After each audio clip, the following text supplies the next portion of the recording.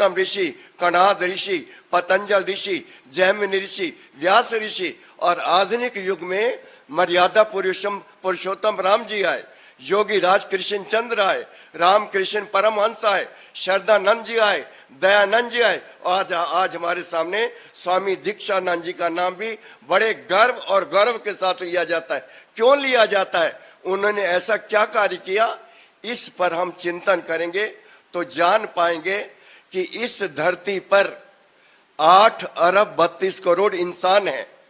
इस धरती पर 8 अरब 32 करोड़ इंसान है और इसके अलावा कितने कीट पतंग, पृथ्वी, जल, आयु, आकाश, आग, वायु, कितने करोड़ों अरबों खरबों, इनका who created and why created and how created, इस पर चिंतन करेंगे कि इन सारे प्राणियों को, जीवों को, कीट पतंग को किसने बनाया, क्यों बनाया और कैसे बनाया।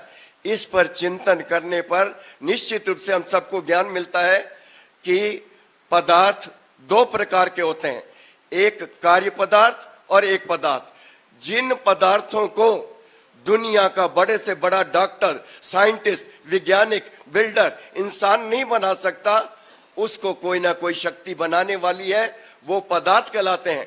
और जिन चीजों को, द्रव्य पदार्थ, वस्तुओं, चीजों को कोई इंसान बना सकता है तो वो कार्य पदार्थ कहलाते हैं। अर्थात अपने कार्यों के द्वारा, किस प्रकार के कार्यों के द्वारा?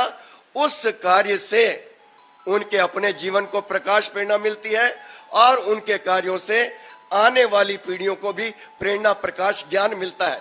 इसी प्रकार का कार्य पूज्यपाद स्वामी दीक्षानंद महाराज जी ने भी किया। जैसे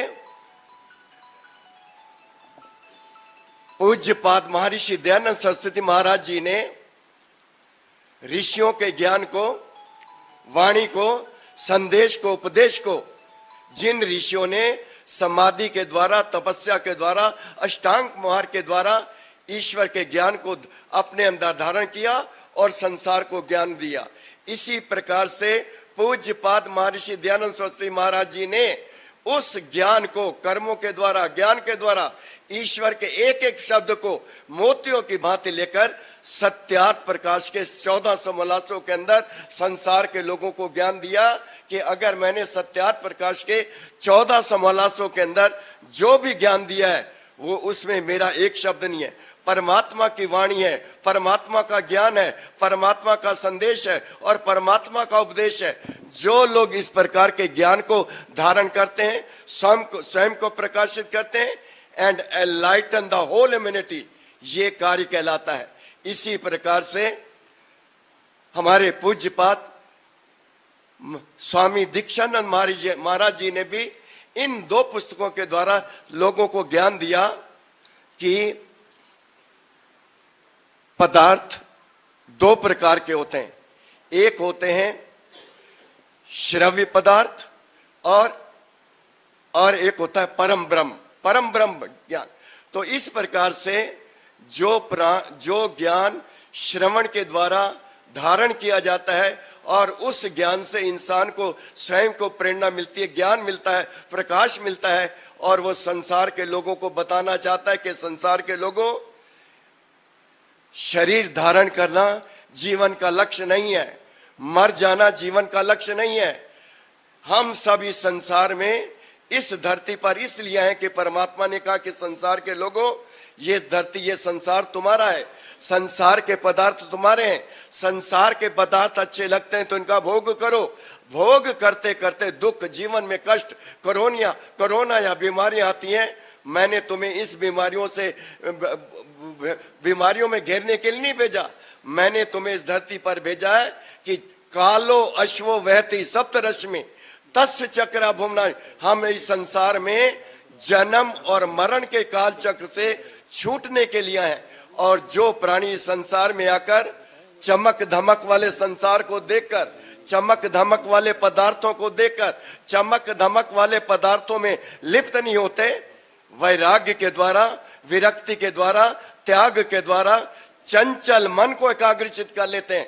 और चंचल मन के एकाग्रचित करने वाला अपने शरीर से अज्ञान के पर्दे को हटा लेता है और शरीर के अंदर ईश्वर के ज्ञान को, ईश्वर की वाणी को, ईश्वर के संदेश को, ईश्वर के ज्ञान को अपने अंदर धारण करके शरीर के 10 द्वारों को प्रकाशित कर लेता है। ओम वाक वाक, ओम प्राणा प्राणा, ओम चक्षु चक्षु, ओम श्रोत्रम श्रोतम, ओम नाभि, ओम हृदयम, ओम कंठा, ओम शिरा, ओम बाहुभ्याम यशो बलम, ओम। इस प्रकार के 10 द्वारों से अपने अंधारण धन के इस संसार में 3 प्रकार के तापों को देखकर, 3 प्रकार के कष्टों को देखकर, आध्यात्मिक, अधिभौतिक, अधिदैविक को देखकर विचलित नहीं होते, भयभीत नहीं होते। अपनी आत्मिक शक्ति से, अपने आत्मिक ज्ञान से उन पर विजय प्राप्त करते हुए उस मार्ग पर चलते हैं जिस मार्ग पर इन ऋषियों में, माताओं में, गार्गी, मैत्री, रुक्मिणी, द्रौपदी, मीरा, सीता, इनका नाम तो लाखों करोड़ों वर्षों से प्रकाशित है, क्योंकि इन माताओं ने, उन ऋषियों ने हमारी और आपकी तरह इस धरती पर आकर परमात्मा के ज्ञान को, परमात्मा की वाणी को, परमात्मा के संदेश को श्रवण किया, मनन किया, निधिध्यासन किया, आत्म साक्षात्कार किया। इस प्रकार से पवित्र आत्माओं, इन पूज्यपाद महर्षि दीक्षानंद स्वामी महाराज जी की इन 2 पुस्तकों से हम सबको ये ज्ञान मिलता है। एक होता है श्रव्य और एक होता है परम ब्रह्म। इन प्रकार से जो प्राणी कर्म करता है और उस कर्म को करने से उसकी आत्मा को शांति मिलती है और संसार के लोगों को ज्ञान मिलता है। दीक्षानंद महाराज जी ने कहा कि अगर मैंने संसार के लोगों को यज्ञ की तरफ प्रवेश किया तो यज्ञ से इंसान का शरीर स्वस्थ निरोगी बनकर, बलिष्ठ बनकर, जो सूरज का प्रकाश है, अग्नि का ताप है और वैदिक मंत्रों का ज्ञान है, इससे इंसान का शरीर स्वस्थ निरोगी बनकर कर्म करता है और कर्म करने पर प्रेरणा लेता है कि हमें भी इस प्रकार के कर्म करने चाहिए। तो ऐसा करने पर फिर उसके बाद क्या मिलता है? परम ब्रह्म, उस परमात्मा से जुड़ने का ज्ञान मिलता है जो हम सबके जीवन का लक्ष्य है। परम पिता परमात्मा ने हमें इस संसार में भेजा, इसी लक्ष्य था। और जो प्राणी इस लक्ष्य की प्राप्ति के लिए इस प्रकार के कार्य करते हैं, आते परमात्मा के संसार में और जाते ही परमात्मा के संसार में। आते हैं 36,500 दिनों को लेकर और जाते हैं 31 नील, 10 खरब 40 अरब। तो पवित्र आत्माओं, स्वामी दीक्षानंद महाराज जी ने हम सबको यही ज्ञान दिया, यही की प्रेरणा दी कि इस प्रकार के कर्म करने से हम इस संसार में आकर ऐसे कर्म करके यज्ञ के द्वारा, ज्ञान के द्वारा उस परमात्मा के निकट पहुंचेंगे जो हम सबके जीवन का लक्ष्य है, जिसको मोक्ष कहते हैं, मुक्ति कहते हैं, अमृतत्व कहते हैं, स्वर्ग कहते हैं।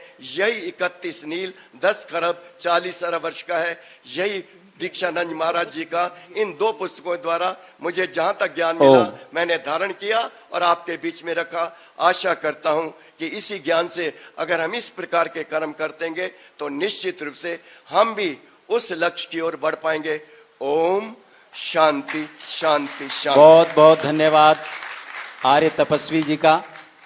निश्चित रूप से स्वागत करना चाह रही हैं आप? हाँ, करिए करिए, दीजिए, बहुत अच्छा। तपस्वी जी का जन्म दिवस है और जैसा कि इन्होंने बताया, ऐसी माँ होनी चाहिए जो इतने अच्छे विद्वानों को पैदा करे। तो आज हम इनकी माता जी को नमन करते हैं जिन्होंने इतने अच्छे विद्वान हमारे बीच में लाई हैं। और तपस्वी जी के लिए 2 शब्द कहूँगी मैं। बढ़ बढ़ के चूमती रहे खुशियाँ आपके कदम, बढ़ बढ़ के चूमती रहे खुशियाँ आपके कदम, भूले से भी ना आए कभी आपकी जिंदगी में गम, भूले से भी ना आए कभी आपकी जिंदगी में गम। आप फूलों की तरह महकते रहें, आप फूलों की तरह महकते रहे और सूरज की तरह चमकते रहे, और सूरज की तरह चमकते रहे। मेरी बेटी को हृदय से आभार, नमन, आशीर्वाद। ऐसे मुस्कुराती रहो, लोगों को ज्ञान बांटती रहो। ओम शांति। बहुत बहुत धन्यवाद। और अभी हमारे प्रधान जी ने आपका स्वागत भी किया संस्थान की तरफ से। मैं निश्चित रूप से समझता हूं कि विद्वानों को विषय यदि दिया जाए तो बिना विषय दिए ही तो कितना बोल सकते हैं। हमारे जयेंद्र जी कितने दिनों की कथा करने चले जाते हैं, अब तो इनको इतना उपस्थित हो गया है कि कुछ देखने की जरूरत ही नहीं पड़ती है। अब विषय दे दिया तो आप समझ सकते हैं कि कितनी तैयारी करके आते हैं लोग। तो प्रधान जी कह रहे हैं हमारे श्रद्धानंद शर्मा जी कि शास्त्री जी सबको समय दे दो, और हमारे युवा विद्वान जयेंद्र जी भी कह रहे भाई 10-10 मिनट। तो मेरा तो कहना आपसे यही है विद्वानों से कि भाई 2 बजे भोजन भी होना है, और हमारे सारे श्रोता 1:30 बजे ही है, तो 12:30 तो हो भी गए, 12:42 हो गए हैं। तो देखो मुझे सब मोबाइल भी दिखा रहे हैं, तो कोई बात नहीं। देखिए विद्वानों ने मेहनत की है, थोड़ा थोड़ा आशीर्वाद 10-10 मिनट सबका लेंगे। देखिए मैंने शुरू में ही कहा आपसे कि हमारे मुख्यातिथि जी को जाना है, और इतनी देर तक बैठाना हमारे लिए भी अच्छा नहीं लगता, हमको भी कि वो बैठे रहें, है ना। और आगे ये बहुत बड़ी बात है, तो स्वामी जी का समर्पण और आकर्षण है। हाँ, आगे से नहीं आएंगे। तो मैंने भी कहा था, रिक्वेस्ट की थी वहां की आना है, तो मौन होकर के गए थे, लेकिन आए हैं। तो मैं मुंजाल साहब से निवेदन करूंगा कि आप अपना आशीर्वचन इस अवसर पर अवश्य कहें। आदरणीय श्रद्धेय श्रीमान योगेश मुंजाल जी, जिनके बारे में आप सब को पता ही है कि हीरो के आप अधिपति हैं। आपके देख रेख में मैंने पिछली बार देखा टंकारा में आपने कितना बड़ा छात्रावास बनवा दिया। उससे पहले साल इतना बड़ा जो है वो भव्य दिव्य हॉल, जिसमें हजारों पब्लिक बैठ करके मेडिटेशन ध्यान कर सकती है, वो आपके चाचा श्री जी ने बनवाया था। ब्रिजमोहन लाल मुंजाल जी ने, संतोष मुंजाल जी माता जी, सब लोग गए थे उद्घाटन करने। और उसी के अगले साल शायद आपके कर कमलों से एक बहुत बड़ा छात्रावास वहां बन गया है। और बच्चों के रहने के लिए कहते थे भाई बच्चों को रहने की अच्छी जगह नहीं है, उस कमी को बाबूजी ने पूरा कर दिया है, आदरणीय योगेश मुंजाल जी ने। तो मैं आपसे निवेदन कर रहा हूं कि आज के हमारे इस गोष्ठी के आप अध्यक्ष भी हैं, मुख्य अतिथि भी हैं आप, और स्वामी जी का आशीर्वाद तो आपके पूरे परिवार को मिला ही है। तो उन्हीं के आशीर्वाद से यहाँ पर आप आए हैं, उनके प्रति स्नेह है, प्रेम है, और उनका किया हुआ जो कार्य है वो बोलता है। तो आप मुंजाल साहब को सुनेंगे। आदरणीय मुंजाल साहब। धन्यवाद आचार्य धर्मेंद्र जी, मंच पर विराजमान डॉक्टर गणेश दत्त जी, जयेंद्र जी, तपस्वी जी, शास्त्री जी, श्री विद्याभास्कर जी, भटनागर परिवार, श्रद्धानंद जी, राजेंद्र जी, राकेश जी, रमेश जी, तथा आए हुए बहनों और भाइयों, मैं धन्यवाद करता हूं धर्मेंद्र जी का, और धन्यवाद करता हूं भटनागर परिवार का कि आज मुझे यहाँ पर आप लोगों ने बुलाया, मुझे अवसर दिया बोलने का, आपसे बातचीत करने का। मैं बहुत देर बाद इस संस्थान में आया हूँ। स्वामी जी के होते हुए तो कई बार यहाँ आया था, स्वामी जी खुद भी लेकर आए थे और वैसे भी आए थे, और उनके जाने के बाद आज शायद मैं पहली बार आ रहा हूँ। बड़ा अच्छा लगा, ये सारा आपने बहुत अच्छा बना दिया है। मुझे उम्मीद है कि आगे भी आप इसको और अच्छा बनाएंगे और बढ़ाएंगे। स्वामी जी ने जिस उद्देश्य से ये संस्थान बनाया होगा, उस उद्देश्य को आप पूरा करेंगे। मैं आपको शुभकामनाएं देता हूँ कि ये संस्थान और आगे बढ़े, और लोगों में वेद प्रचार, स्वामी जी का प्रचार, इन पुस्तकों का प्रचार आप लोग करते रहें। इन पुस्तकों को भी जल्दी ही कुछ करना पड़ेगा, नहीं तो ये तो सब खराब हो जाएगी, पेपर गल जाएगा। पेपर की अपनी एक आयु होती है, तो उसे संभालना बहुत ज़रूरी है। वैसे समय बदल गया है, आजकल ये मीडिया और ये सब कुछ आ गए हैं, पढ़ने वाले लोग कम रह गए हैं। आप उसमें संदेश भेज दीजिए, वो एकदम पढ़ लेंगे, लेकिन पुस्तक पढ़ना मुश्किल हो गया है। फिर भी इतना ज्ञान जो भरा पड़ा है उसे हम आगे फैलाएं, लोगों के पास पहुंचाएं, इन्हें पूरा करें कि जल्दें बनवाएं, या जो भी काम रहता है उनको करें और आगे चलाएं। इस संस्थान का नाम भी उन्होंने शोध संस्थान रखा हुआ है, तो शोध भी यहाँ पर होना चाहिए, बड़ी आवश्यकता है शोध की, वो भी करें। आचार्य जी ने तो मुझे अध्यक्ष बोल दिया, आप लोगों ने मुझे अतिथि बना दिया था, मुख्य अतिथि। मैं तो इस परिवार का सदस्य हूँ। स्वामी जी हमारे परिवार में ज़्यादा रहे होंगे, आपके परिवार में उतना नहीं रहे होंगे। तो संन्यास से बहुत पहले जब वो आचार्य कृष्ण थे, तब लुधियाना में हर साल हमारे घर में आके 1 हफ्ता रहते थे। 1 सप्ताह तक कथा सवेरे शाम घर में करते थे और दिन में फिर फैक्ट्रियों में हम ले जाते थे, वहाँ सबको कराते थे। और फैक्ट्रियों के लोग इतना ज़्यादा उससे प्रभावित हो गए कि वो भी सुनने के लिए घर में आने लग गए। तो इतना हमारा तो संबंध बहुत बहुत बहुत पुराना है। फिर अंत में जब बीमार हो गए, घर में रहे, हमें सेवा करने का मौका मिला लेकिन पूरी तरह कर नहीं सके।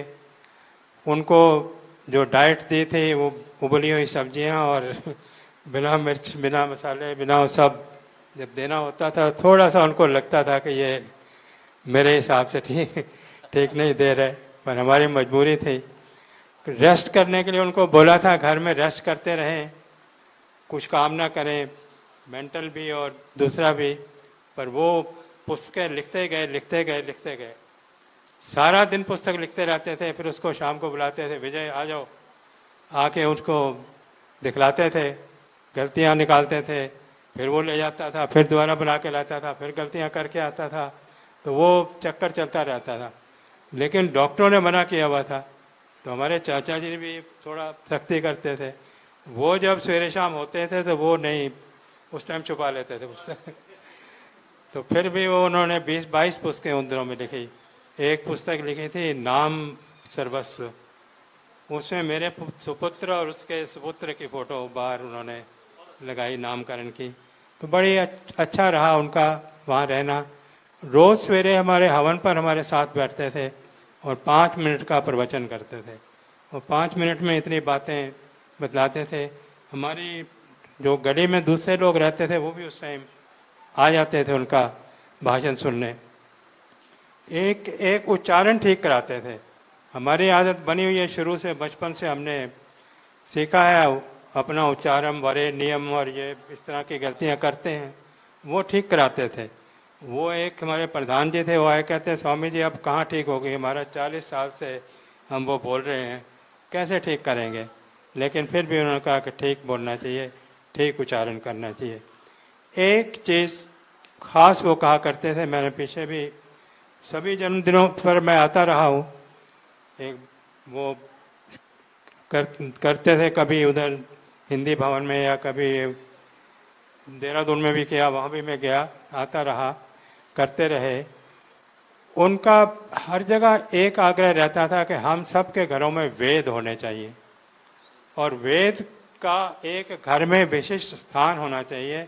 जैसे सिख लोग उसको पूजा करते हैं, उसको रखते हैं, उसी तरह सजा कर रखें उस स्टैंड पर, उसको आगे से ऊपर कोई कपड़ा डाल के साफ रखें। और कम से कम उनका आग्रह था एक मंत्र रोज़ ज़रूर पढ़ें उसमें से, और उसका अर्थ भी पढ़ें और उसको जानें, समझें और उसके हिसाब से चलें। तो ये बहुत ज़्यादा उनका आग्रह रहता था। दूसरा, वो जिस चीज़ पर जोर देते थे कि केवल यज्ञ करना काफ़ी नहीं है, यज्ञ में जीवन भी होना चाहिए।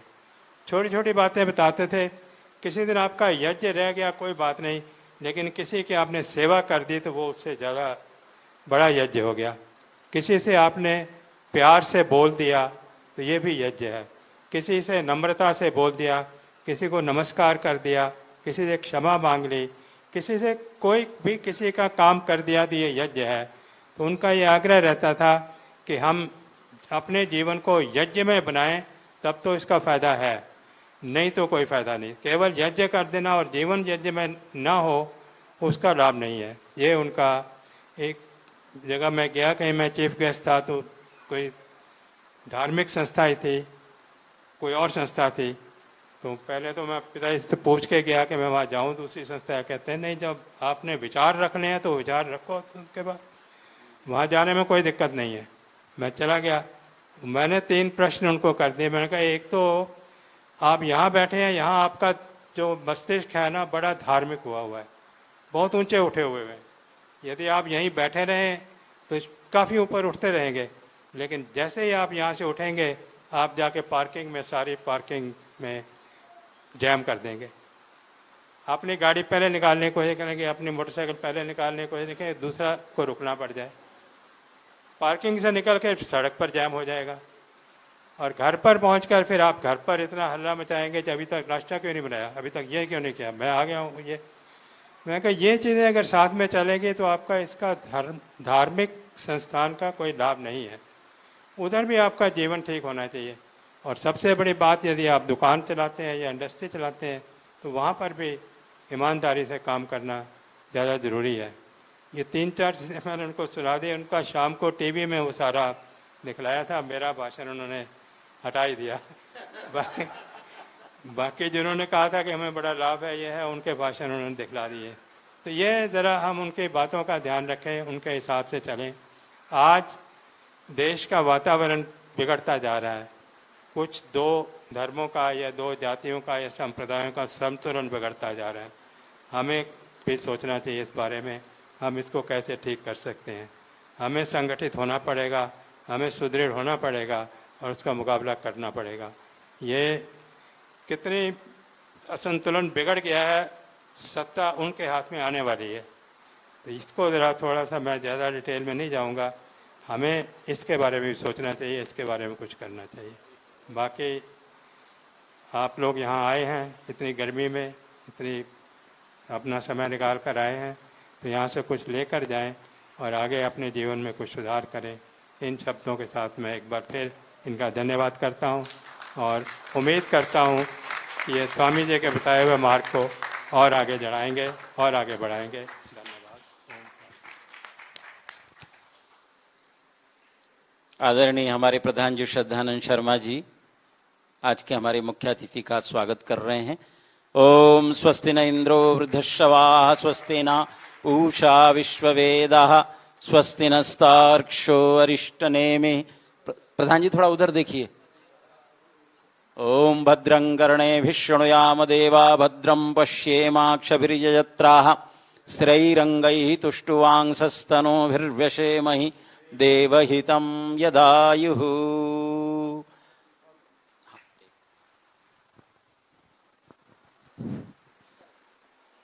हाँ जी, नहीं कोई बात नहीं।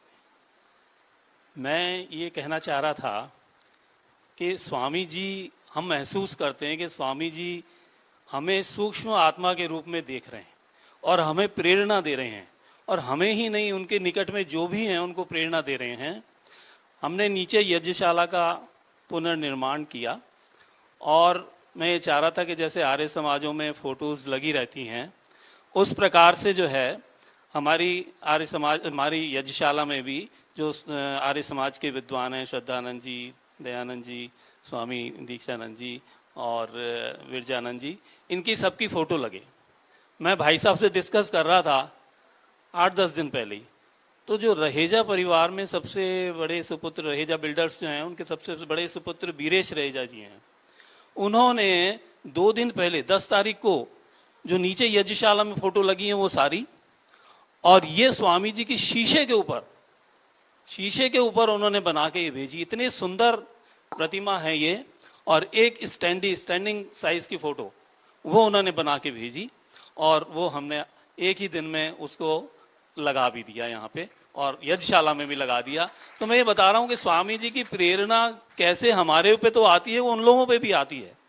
आज जो हम यहाँ कुछ कर पाए हैं, संस्थान का पुनर्निर्माण कर पाए, बहुत जीर्ण शीर्ण अवस्था में हो चुका था, तो हमने सारी नीचे की फ्लोर्स पे सारी टाइल वर्क किया। पूरी बिल्डिंग में 350 गज की ये बिल्डिंग है, पूरी में टाइल्स वर्क किया ताकि सीलन नहीं आए, क्योंकि एक साल जब हम वाइट वॉश कराते थे दूसरे साल वो सारी उखड़ के आ जाती थी, इतनी सीलन आती है इस एरिया में। और उसके बाद कुछ ऐसी कंस्ट्रक्शनल डिफॉल्ट्स हो गए थे जिसकी वजह से बिल्डिंग को खतरा था, तो इंजीनियर्स को बुलाया, पिलर लगवाया, एक बीम क्रैक हो रही थी उसको हमने उठवाया। ऊपर शेड में जो है पानी लीक होता था, तो दूसरा शेड, मेट्रो का शेड, काफ़ी उसका 2.25 लाख का करीब खर्चा हुआ। वो भी अभी 4-5 दिन पहले ही हमारा राकेश भाई जी और मिलके हमने उसको कराया। सब दानदाताओं ने, परिवार से, बाहर से, सबने दान दिया, बहुत सबका धन्यवाद। और अब ये है कि उससे ये बिल्डिंग सुरक्षित हो रही है, नहीं तो इधर इस वाली मंजिल पे पानी आ जाता था और ये पंखे सारे खराब हो। अभी हमने प्रोग्राम के लिए 5 नए पंखे लगाए, वो सारे पानी आने से जो है वो जाम हो जाते थे, चलते नहीं थे। तो इस टाइप से काफ़ी कुछ कार्य किया है। बस एक लिफ्ट लगाने की और हमारी वो है, ताकि आप लोगों को ऊपर चढ़ने में भी दिक्कत ना हो और सीधा हमारे 2nd और 3rd फ्लोर भी ऑपरेशनल हो जाएंगे अगर ये लिफ्ट लग जाती है तो। बाकी सबका बहुत बहुत धन्यवाद। हमारे पटेल नगर से, हमारे कालका जी समाज से सब लोग आए, उनका बहुत बहुत धन्यवाद। हाँ, मुख्य अतिथि जी का, आदरणीय मुंजाल साहब का हम बहुत बहुत स्वागत करते हैं। आप आए, पधारे और आपने हमारा मार्गदर्शन किया। भविष्य में भी आपका स्नेह इस संस्थान के प्रति हमेशा सदा बना रहे, ऐसी हम प्रार्थना करते हैं। मित्रों, अभी हमें विद्वानों को सुनना है, अभी समय है, थोड़ा बहुत समय ऊपर नीचे हो भी गया तो कोई चिंता की बात नहीं है, क्योंकि ऐसा समय बहुत बार बार नहीं मिलता, कभी कभी मिलता है। वास्तव में हम स्वामी जी के यदि शिष्य हैं, शिष्याएं हैं, तो स्वामी जी क्या दे करके गए हमको, वो विद्वान लोगों ने इतनी मेहनत करके निकाल करके लाते हैं। तो ऐसे ही विद्वानों में जो हमारे मेरे दाहिने बगल में बैठे हैं आचार्य डॉक्टर जयेंद्र जी, कितना काम कर रहे हैं। आपके इसी पास में नोएडा में इतना बड़ा गुरुकुल आप चला रहे हैं। उसके साथ में आपकी देवी जी भी एक कन्या गुरुकुल चला रही है, रात दिन आर्य समाज के प्रचार और प्रसार के लिए कृत संकल्पित हैं। ऐसे युवा विद्वान जिनको स्वामी जी का भी बहुत आशीर्वाद मिला है, मैं डॉक्टर जयेंद्र जी से निवेदन करता हूं कि वो अपने विचार हमारे समक्ष रखें। डॉक्टर जयेंद्र जी, माइक दे दीजिए।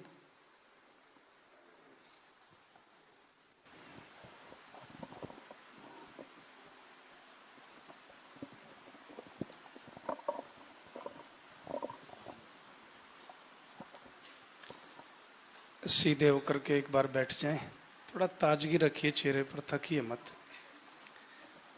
और लंबा श्वास भरिए, ओम का उच्चारण करेंगे।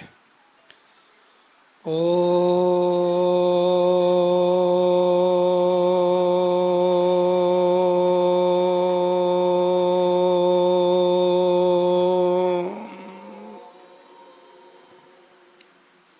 एक बार फिर से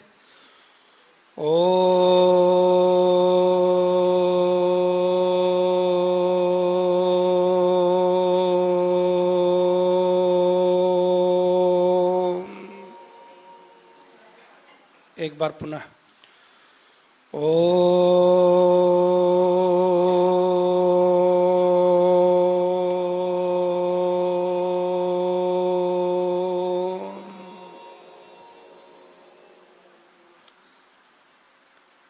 अग्न आयाहि भीतये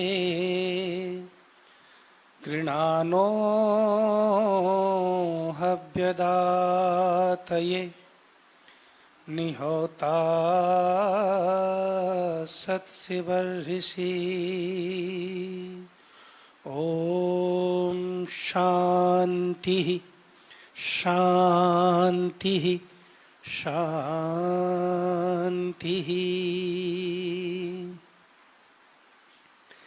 मंच पर विराजमान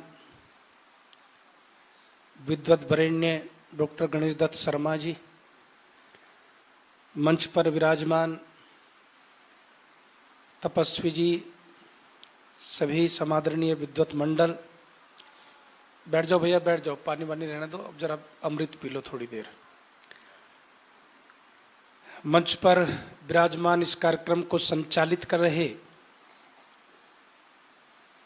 जिनके प्रति मेरे मन में बहुत स्नेह भी है, आदर भी है, आदरणीय डॉक्टर धर्मेंद्र शास्त्री जी। इस कार्यक्रम में 3 संस्थाएं सम्मिलित हैं। समर्पण शोध संस्थान, आर्य केंद्रीय सभा महानगर गाजियाबाद और उत्तर प्रदेश संस्कृत संस्थान। ये त्रिवेणी जो संस्थाओं की है, इन तीनों ने मिलकर के इस शोध संस्थान में जो ज्ञान की गंगा का प्रवाह किया है, तीनों के सम्मान में मैं समझता हूं आपकी तरफ से अभिनंदन होना चाहिए, तालियां बजनी चाहिए। देखो भाई, मैं एक बात हमेशा कहता हूं, फीकी खीर और फीकी तालियों में कहाँ मजा होता है। तालियां तो कम से कम ढंग से बजा लिया करो जब बजाओ। संस्थान के महामंत्री डॉक्टर राजेंद्र प्रसाद भटनागर जी, श्रद्धानंद शर्मा जी प्रधान हैं, सत्यवीर चौधरी जी प्रधान हैं, नरेंद्र पांचाल जी महामंत्री आर्य केंद्रीय सभा गाजियाबाद के। खैर इसमें मैं विस्तार से जाऊंगा तो जो 10 मिनट इधर चला जाएगा, इसलिए माफी के साथ आगे बढ़ता हूं। कुछ चर्चाएं मैं आपके सामने करना चाहता हूं, पर मैं जरूर कहना चाहता हूँ धर्मेंद्र जी से, सारी पुस्तकों का ठेका एक मेरे जैसे आदमी को दे दिया करो तो सारी समरी यहीं पर सुना देगा, कहीं झंझट में पड़ते हो। लेकिन जो भी है उसको सुनिए ध्यान से। एक व्यक्ति थे, बोले यार बहुत देर से प्रतीक्षा की आपकी, लेकिन अब नहीं कर सकता, ऑफिस में और कुछ लोग आ गए, आपका पहले क्यों नहीं हुआ। मैंने कहा इस सारी लगाम धर्मेंद्र जी के हाथ में है भाई, तो इसलिए जब वो चाहेंगे तब होगा। अब इन्होंने आमंत्रित किया, लेकिन जो लोग बैठे हैं, मुझे वो दिन कभी भूलता नहीं साहब, 2003 का 11 मई का, जब स्वामी दीक्षानंद सरस्वती जी आर्य समाज नोएडा, आज गुरुकुल नोएडा का हमने जो है 10 साल पूरे होने पर जो है वो मनाई थी, दशाब्दी मनाई थी। दशाब्दी कम लोग मनाते हैं, दशाब्दी मनाई। इतना उत्साह, इतना जोश मेरे अंदर काम करने का था, आज भी है, कि गर्मी के महीने में शोभा यात्रा रख दी। तो आर्य समाज के जो बुजुर्ग सदस्य थे वो बोले कि आचार्य जी ये शोभा यात्रा इतनी गर्मी में कैसे होगी। मैंने कहा मुझे ये नहीं पता कैसे होगी, लेकिन रख दी है तो अब होकर के रहेगी, इतनी बात जानता हूँ। और पूरे नगर में उसके बाद मैं इतने लोगों को जान गया, तब तो मुझे भी बहुत कम लोग जानते थे। वैसी शोभा यात्रा दोबारा निकाल नहीं पाया, इतनी जबरदस्त शोभा यात्रा, और पूरे शहर ने जो अभिनंदन किया, स्वागत किया। गर्मी किसी को जैसे लगी नहीं, हाथी घोड़े और बैंड पर सजती हुई। हाँ, एक आध आदमी गर्मी में घोड़े से जरूर गिरा, घोड़े ने पलट दिया, तो मैंने कहा चिंता नहीं यार, एम्बुलेंस भी साथ में थी। तो उस समय स्वामी दीक्षानंद जी को आमंत्रित करने के लिए मैंने कैप्टन अशोक गुलाटी और डॉक्टर वीरपाल विद्यालंकार जी को भेजा कि स्वामी जी आएंगे तो हम धन्य हो जाएंगे। तो स्वामी दीक्षानंद सरस्वती जी ने आर्य समाज नोएडा की नींव रखी थी साहब।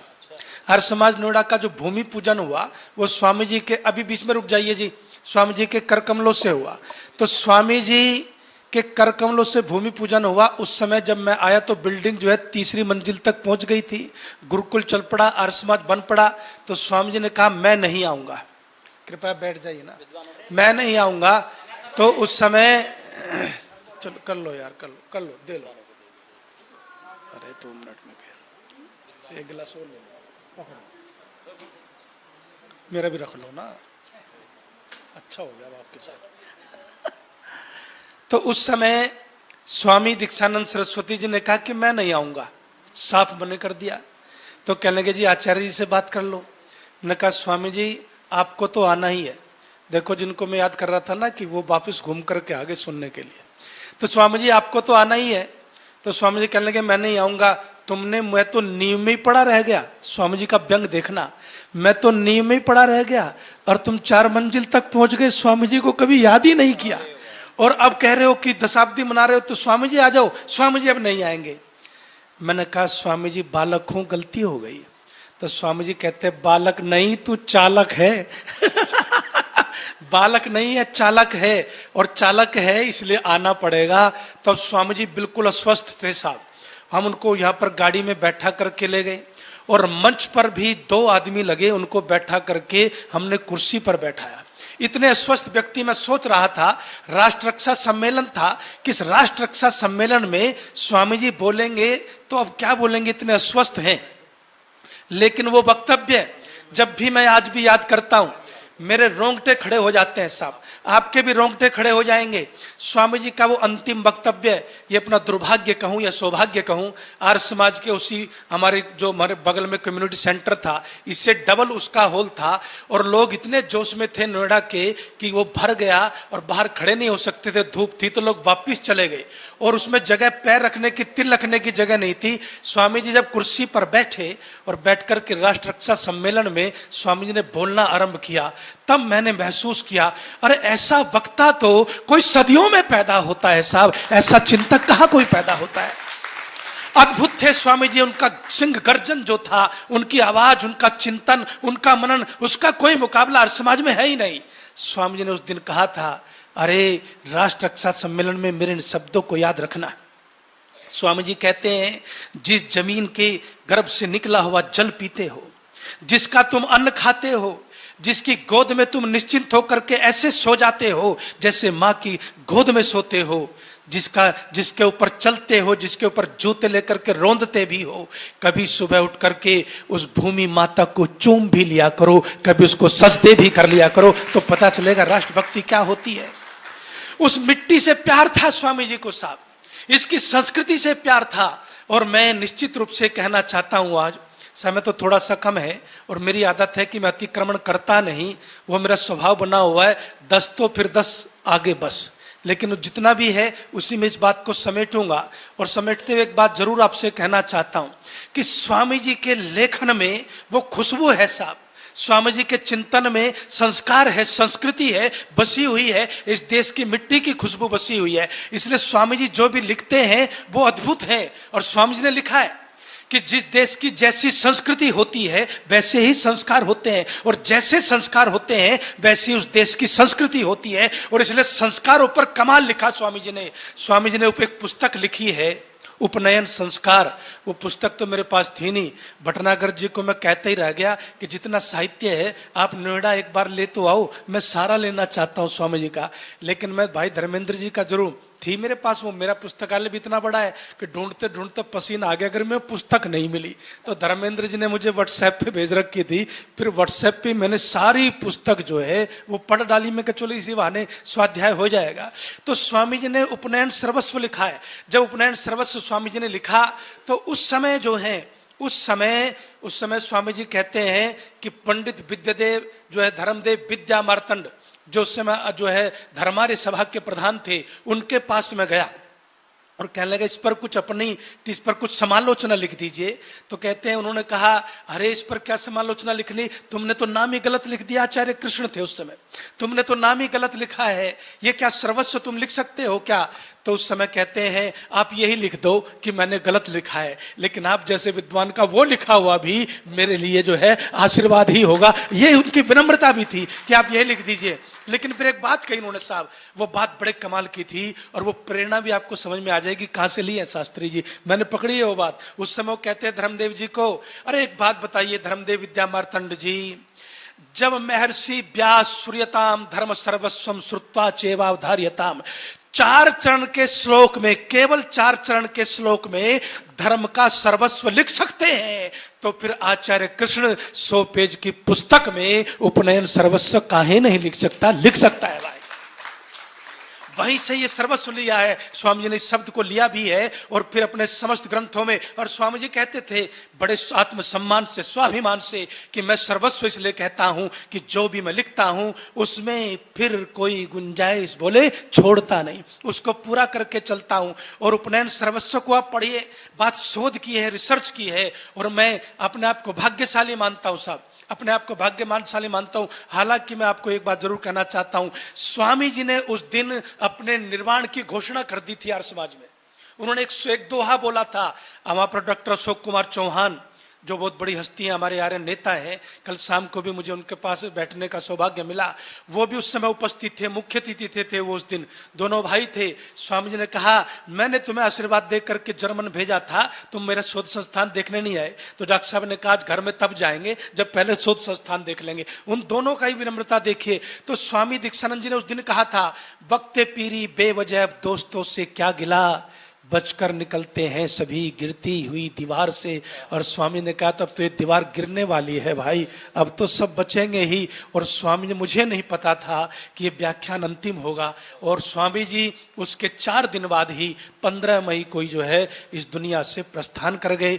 लेकिन वो उद्बोधन जो है वो रोंगटे आज भी खड़ा करता है, उनका चिंतन आज भी वो रोंगटे खड़ा करता है। और स्वामी जी ने जो उपनयन जो उसमें सर्वस्व लिखा है उसको छेड़ूंगा, आप सुनते चले जाएंगे, मैं बोलता चला जाऊंगा, लेकिन मैं इस समय बस बात को उपसंहार की तरफ लेकर के चलता हूं कि स्वामी जी का जो चिंतन है उसमें वो कमाल का है साहब। स्वामी जी ने कहा अपने चिन्हों को भी महत्व देना शुरू करो। अरे शिखा है, सूत्र है, दंड है, मेखला है, जो व्यक्ति अपने चिन्हों का सम्मान नहीं करता, स्वामी जी कहते हैं वो समाज का अपराधी होता है, वो देश का अपराधी होता है, क्योंकि उससे संगठन भी चलता है, उससे संस्कार भी चलते हैं। उपनयन संस्कार में आपने ये रटी रटाई बातें तो सुनी हैं कि उस उपनयन संस्कार में आपने ये सुना है कि भाई माता पिता और गुरु का ऋण होता है, इसलिए 3 सूत्र धारण किए गए। लेकिन स्वामी जी का चिंतन और गहरे जाता है। स्वामी जी कहते हैं ज्ञान कर्म उपासना के लिए यज्ञोपवीत धारण किया जाता है। और निश्चित मानिएगा स्वामी जी ने एक अद्भुत चिंतन दिया वहां पर। स्वामी जी कहते हैं कि व्यक्ति के 2 जन्म होते हैं साहब। एक जन्म होता है मातृ योनि से, जब वो माँ के गर्भ से पैदा होता है, वो उसका पहला जन्म होता है। दूसरा जन्म होता है द्वाभ्याम जायते इति द्विज, जिसको आप द्विज कहते हैं। दूसरा जन्म होता है जो आचार्य की योनि से होता है। आचार्य की योनि में जब शिष्य जाता है उसका में उस समय उपनयन होता है। उसका उपनयन किसका होता है? शिशु का उपनयन नहीं होता, सन्यासी का उपनयन नहीं होता, दोनों को उसकी जरूरत नहीं, कुमार का उपनयन होता है। क्योंकि कुमार जब जवानी की तरफ बढ़ता है तो उसको धुंधला दिखता है साहब, उसको धुंधला दिखता है, उसको कुछ चीज स्पष्ट नहीं होती, उसके सामने कुछ प्रत्यक्ष नहीं होता। तब स्वामी जी कहते हैं कि उस धुंधलेपन को दूर करने के लिए आचार्य जो है वो उपनयन संस्कार करता है। उपनयन के दोनों अर्थ है, शिष्य जो है आचार्य के नजदीक जाता है और आचार्य भी उपनयन के माध्यम से एक योग्य शिष्य को प्राप्त कर लेता है। ये कमाल का जो चिंतन स्वामी जी ने दिया। और फिर क्या होता है? फिर कहते हैं कि जैसे माँ अपने गर्भ की रक्षा करती है, कैसे करती है साहब? कहते हैं कि माँ जो देखती है, माँ की आंखों से बच्चा देखता है। कैसे धुंधलापन हटा इसको समझिए, बस एक ही बात में विराम दे दूंगा। कहते हैं कि माँ जो देखती है, माँ की आंखों से बच्चा देखता है, माँ के कानों से बच्चा सुनता है, माँ के चित्त से चिंतन करता है, माँ के मनन से मनन करता है। ठीक इसी तरह से कहते हैं आचार्य भी शिष्य को अपने गर्भ में धारण करता है और फिर शिष्य भी, बोलिए तो सही, आचार्य की आंखों से देखने लगता है। अरे आचार्य की आंखों में बोलिए कोई धुंधलापन बोलो नहीं होता, वो उसके जीवन को स्पष्ट दिखाता है। वो उसको फिर कहते हैं, वो उस कुमार को, उस ब्रह्मचारी को एक योग्य पुरुष बना करके समाज को समर्पित करता है। और फिर एक नए रूप में उसका जन्म होता है। वो क्षत्रिय बनता है, ब्राह्मण बनता है, वैश्य बनता है, शूद्र बनता है। क्यों? क्योंकि फिर आचार्य के यहाँ पर जो जन्म हुआ ज्ञान के माध्यम से, उससे उसकी योनि का निर्धारण होता है। ये विषय लंबा है जी, आप रस भी ले रहे हैं, लेकिन संयोजक के इतने पास बैठना भी ठीक नहीं होता, थोड़ा दूर रहना चाहिए है।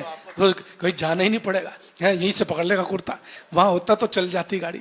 लेकिन मैं आपको सिर्फ इतनी बार जरूर कहना चाहता हूं, इन चिन्हों पर, इन रंगों पर, राष्ट्रीय ध्वज पर क्या बारीकी से लिखा है स्वामी जी ने, क्या बारीकी से लिखा है। और कहते हैं कि ये जो यज्ञोपवीत है, मैं आपको कहता हूं कभी इस पर सुनिए। अरे भारतीय संस्कृति का प्राण है साहब। स्वामी जी ने कहा जो यज्ञोपवीत नहीं करता उसका जन्म नहीं होता मनुष्य के रूप में। वो मातृ योनि से तो पैदा हो गया, लेकिन एक पुरुष नहीं बनता, एक योग्य व्यक्ति नहीं बनता। योग्य व्यक्ति बनने के लिए आचार्य की आंखों से देखना पड़ता है, उसके जैसा सोचना पड़ता है, आचार्य के पास जाना पड़ता है। तो इस यज्ञोपवीत को आप सामान्य मत समझिए साहब, इस यज्ञोपवीत को अद्भुत समझिए। और स्वामी जी कहते हैं, व्रत सूत्र भी कहते हैं, उपवीत भी कहते हैं, कितनी कितनी चीजें हैं साहब। मैंने यज्ञोपवीत पर बहुत पढ़ा, लेकिन धर्मेंद्र जी ईमानदारी से बोलना चाहिए मंच पर, मैंने स्वामी जी की पुस्तक जो है ना संभाल के रखी हुई थी, जो मुझे आज मिली नहीं कि इसको फुर्सत में पढ़ूंगा। लेकिन आज मैं बिल्कुल ईमानदारी से बात करना चाहता हूं, देश के किसी भी विद्वान ने इतनी बारीकी से यज्ञोपवीत पर नहीं लिखा साहब जितना स्वामी दीक्षानंद जी ने लिखा।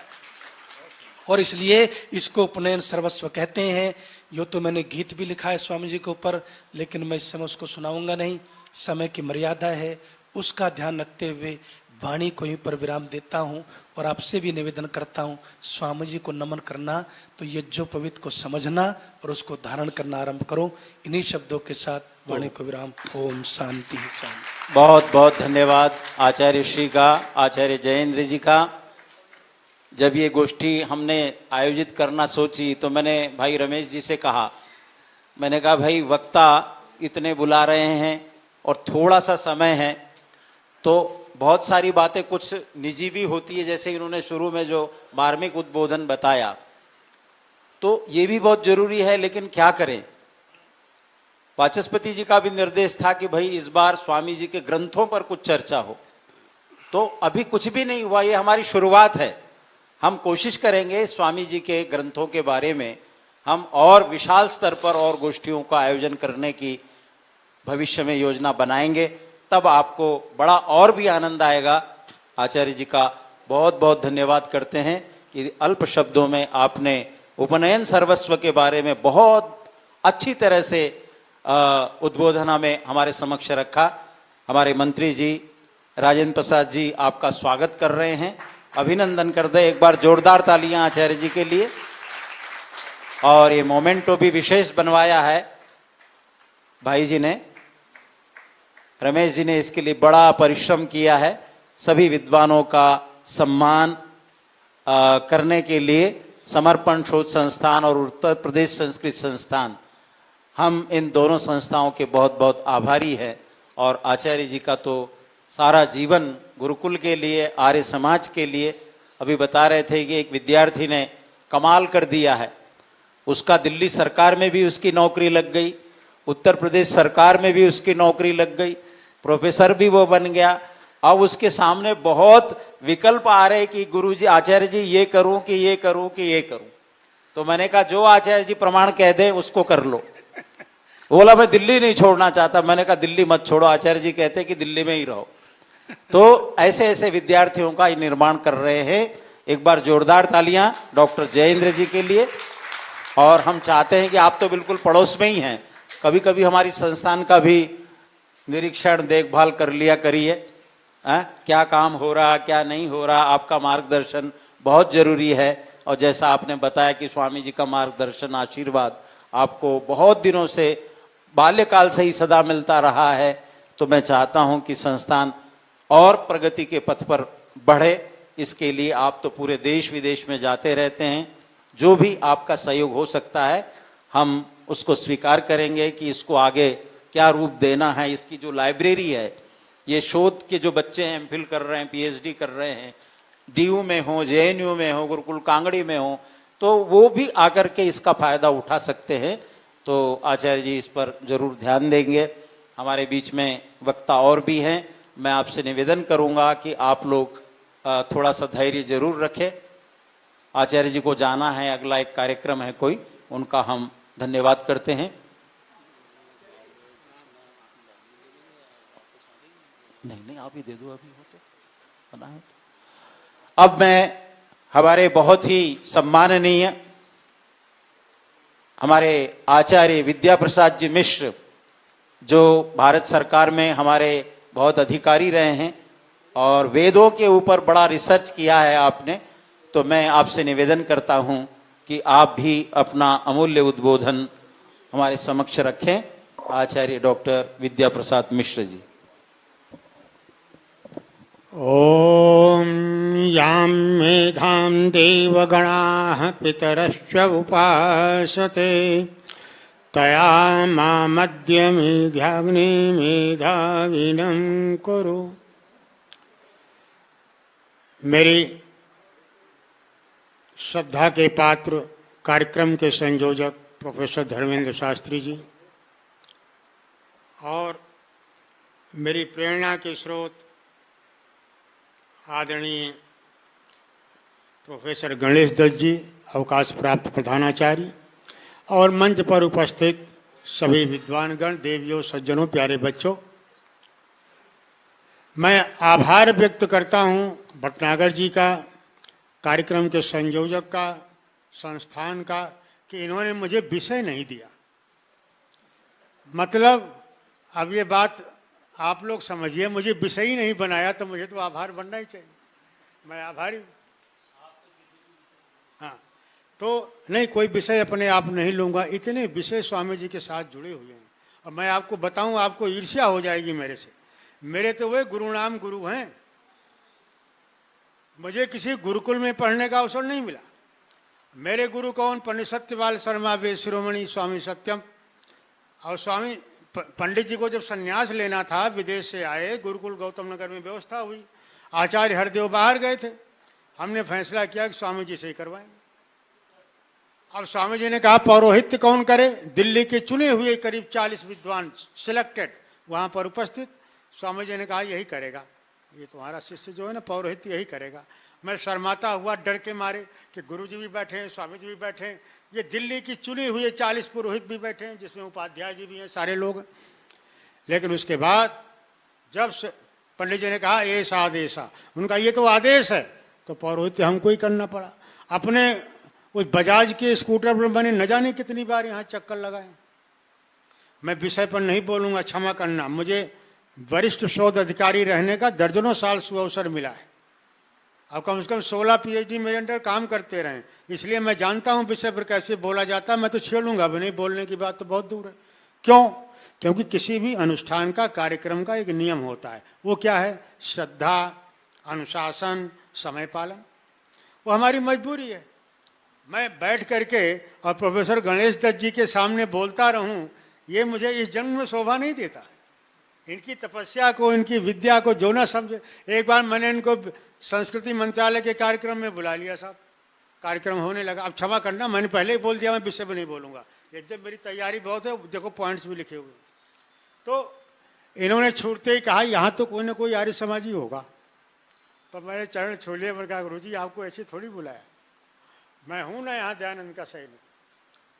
तो कहने का वही, स्वामी अग्निवेश का नेतृत्व हो, RSS की सरकार हो और विश्व वेद सम्मेलन हो जाए, क्योंकि नोडल ऑफिसर बन के सारा रिस्क मैंने लिया था।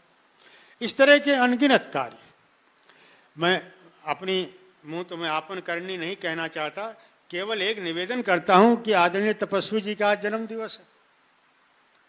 आपको बहुत बहुत शुभकामनाएं, कोटि कोटि बार बधाई। और मेरी बहन ने जो दे दिया उससे बढ़िया शब्द तो मैं बोल नहीं सकता। एक और इतिहास की गौरवशाली बात आज के दिन आपको बता दूं, आपको ध्यान नहीं होगा। स्वामी जी का जन्म दिवस है, सब दिन मनाया जाएगा।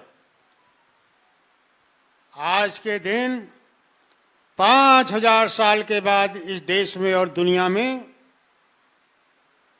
सच्चे ज्ञान की ओर चलने का रास्ता शुरू किया गया था बनाना। मतलब सत्यार्थ प्रकाश को आज के दिन 1874 में 12 जून को काशी में महर्षि दयानंद ने शुरू किया था। काशी में सत्यार्थ प्रकाश का लेखन महर्षि दयानंद ने आज के ही दिन 12 जून को 1874 में काशी में शुरू किया था। आज का दिन क्यों नहीं उत्सव के रूप में मनाया जाता मुझे नहीं पता, लेकिन आज का दिन ये विशेष महत्व लिए हुए है। तो भला सत्यार्थ प्रकाश ना होता तो आज उस बेटी ने क्या झूठ बोला है, सही बात तो कही है, जिसके पीछे आज 3 दिन से पूरा, जिसका इशारा हमारे भाई मुंजाल जी करके गए हैं, जो पूरी धका चौंध हो रही है पूरे देश में, जिस तरह का वातावरण बिगाड़ा जा रहा है, उसने गलत क्या बोला है, एक एक कामा भी तो अपनी तरफ से नहीं लगाया। ये आर्य समाज की देन है। यदि सत्यार्थ प्रकाश ना होता तो कोई रिट दायर कर रहा है, कोई डंके की चोट से कह रहा है, वो 24 आयतें ना होती तो भला कैसे होता। बस मैं केवल एक वाक्य बोलता हूँ, मैं समय नहीं लूंगा आपका, मुझे भी जल्दी है और आपको भी भूख लगी है। भूख में भजन नहीं होता, हालांकि दोनों की एक ही धातु है, चाहे भजन हो और चाहे भोजन।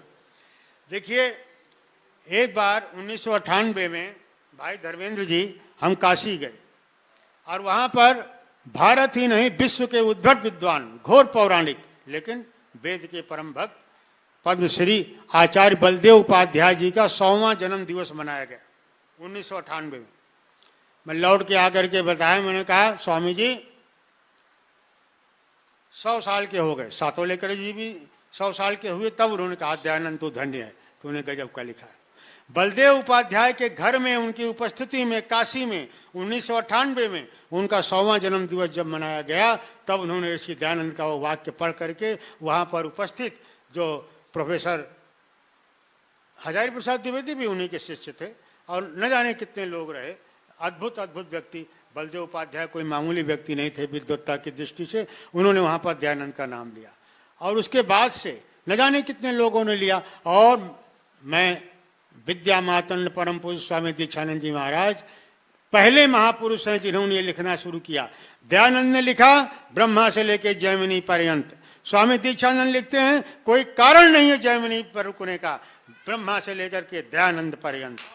ये केवल और केवल पहली बार अपनी लेखनी और वाणी से स्वामी दीक्षानंद जी महाराज ने उद्घोषित किया। और ये जो अभी सुना गए ना, हमारे जयेंद्र भाई अच्छे वक्ता हैं, मेरे छोटे भाई हैं, मैं उनका आदर करता हूँ, लेकिन हर पुस्तक के पीछे एक कहानी है, एक घटना है। ये आप में से बहुत कम लोग जानते होंगे।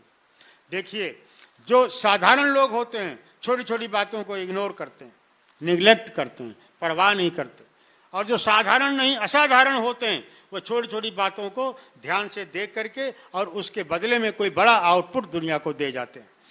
कोई ना कोई देखता है भाई फल गिर रहा है, सदियों से लोग देखते रहे, क्या फर्क पड़ता है। किसी ने देखा गुरुत्वाकर्षण आ गया,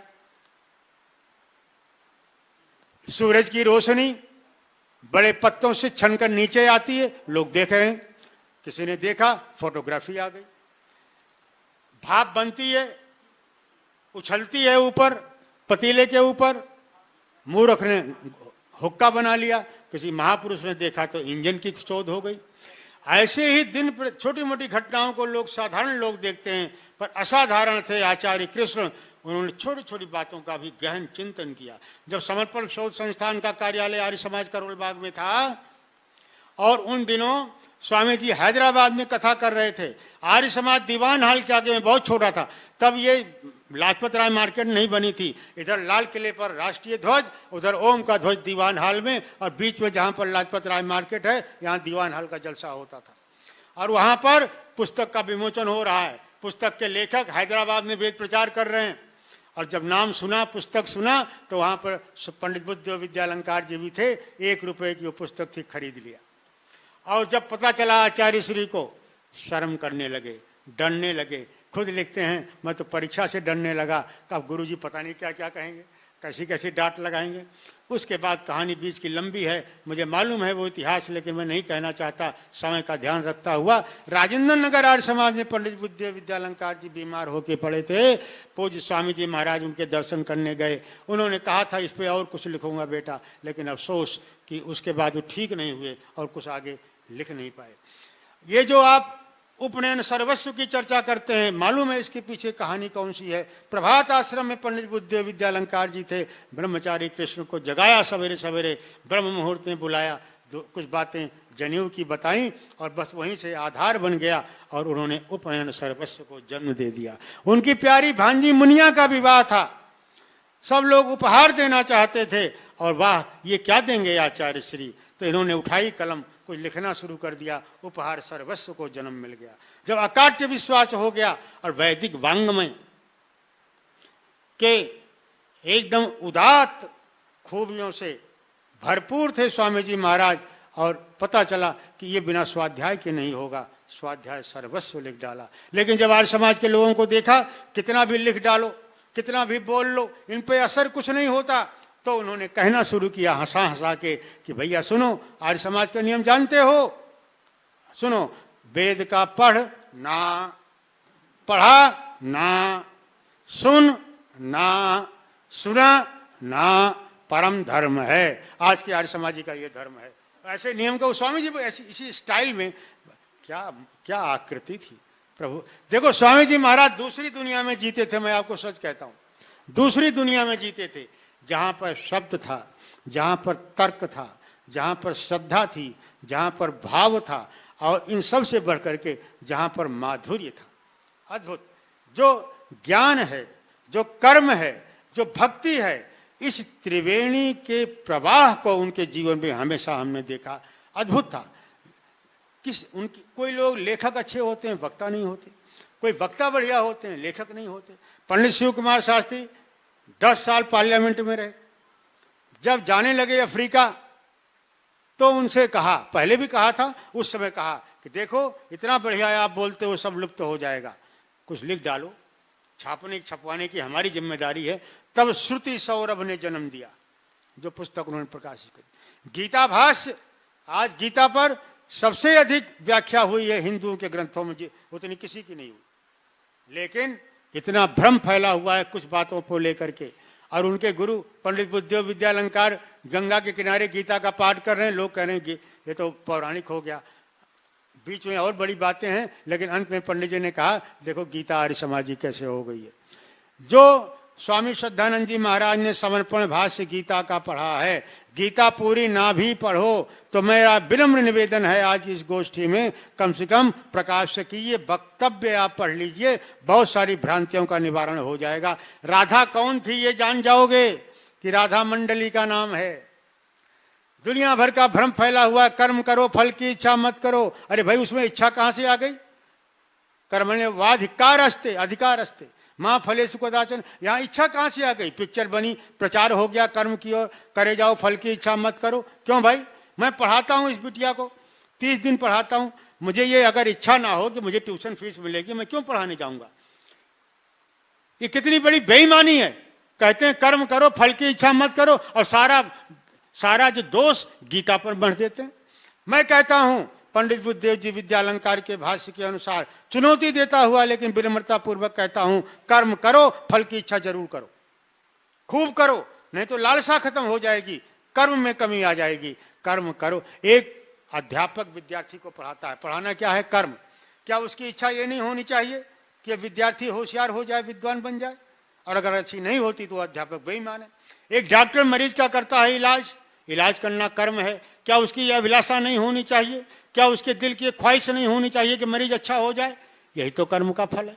फल की इच्छा तो होनी चाहिए, और कर्म के फल की इच्छा नहीं होनी चाहिए। वो विषय जटिल और गहरा है, मैं उसकी ओर नहीं जाता। मैं तो केवल भाई धर्मेंद्र जी का और आप सबका धन्यवाद ही करना चाहता हूँ, और ये निवेदन करना चाहता हूँ कि देखो भाई, वैदिक वाङ्मय की तमाम उलझनों को, चाहे वो पश्चिम से आई हो, चाहे इस देश के दिग्भ्रमित लोगों ने फैलाया हो, सबका निराकरण स्वामी दीक्षानंद जी महाराज के पास था, बड़े तरीके से था। क्या गुरु वशिष्ठ जैसी आकृति परमात्मा ने उनको दी थी। और जब हम जाते थे, अभी योगेश भाई चले गए, मेरा बहुत पुराना संबंध है, पहली बार स्वामी जी ने ही भेजा था। कई फैक्ट्रियों का उद्घाटन मैंने किया, स्वामी जी की कृपा थी, उनका आशीर्वाद था। यहाँ पर आकर के एक बार दिल्ली नहीं, देश की एक मशहूर हस्ती, आरएसएस की और आर्य समाज की सबसे ऊंची, लाला हंसराज गुप्ता की मृत्यु हुई। वहां पर जब गीता की कथा हुई, कुछ आरएसएस का प्रभाव आर्य समाज के थे ही।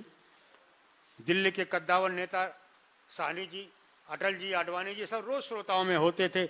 आखिरी दिन मैंने कहा कि अगर स्वामी जी आ जाएं तो आर्य समाज की संघ के लोग होंगे, रज्जू भैया होंगे, दूसरे लोग होंगे, सरसंघ चालक होंगे, न जाने कितने पढ़े लिखे प्रोफेसर होंगे, बड़ा प्रभाव पड़ेगा और वो जरूरी भी है।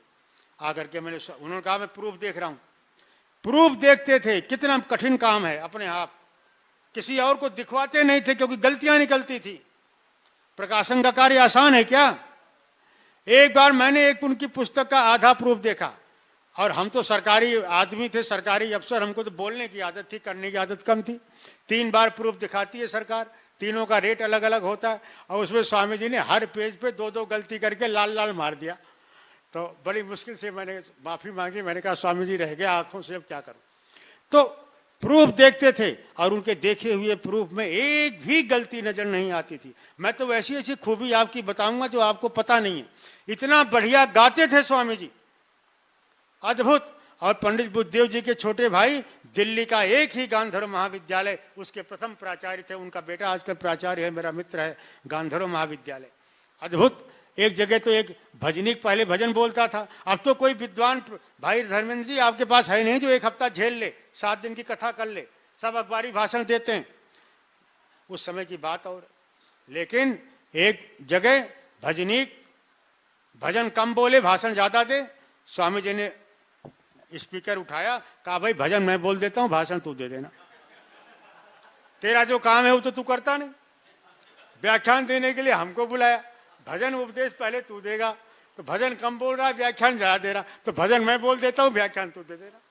बड़ा शर्मिला हुआ, पैर पकड़े, क्षमा मांगी, भजन बोलने लग गया। मैं वाणी को विराम जानबूझ के दे रहा हूं, और विषय को मैंने छेड़ा भी नहीं है, छुआ भी नहीं है, जानबूझ करके, वो उसके साथ अन्याय हो जाता। कभी विषय रखिए, 3 गिने हुए व्यक्तियों को बुलाइए, विषय पहले से स्थापित करिए, रिकॉर्डिंग डॉक्यूमेंटेशन कराइए। एक निवेदन संस्थान के अधिकारियों से, मेरा सहयोग जहां होगा मैं दूंगा। सहयोग हुआ तो पूना के बोरी से और होशियारपुर के संस्थान से भी सहयोग ले लेंगे। ये जो पुस्तकें दिखाई दे रही है ना, इनका डिजिटाइजेशन कराइए साहब, ये सब बेकार हो जाएंगी, एक भी काम की नहीं आएंगी। जो शोध का विद्यार्थी होगा वही आएगा आपके पास, बाकी किसी को पढ़ने पढ़ाने का शौक है नहीं। पुस्तकों का डिजिटाइजेशन बहुत जरूरी है ताकि ये जीवित रह सकें। और उसमें अगर कोई अड़चन आए तो आप कृपया करके मुझको संपर्क करिए। किसी तरह की आर्थिक कमी आए, आप लिफ्ट लगाना चाहते हैं लगाइए ना, स्वामी दीक्षानंद जी के नाम से आपको लिफ्ट की कमी नजर आ रही है।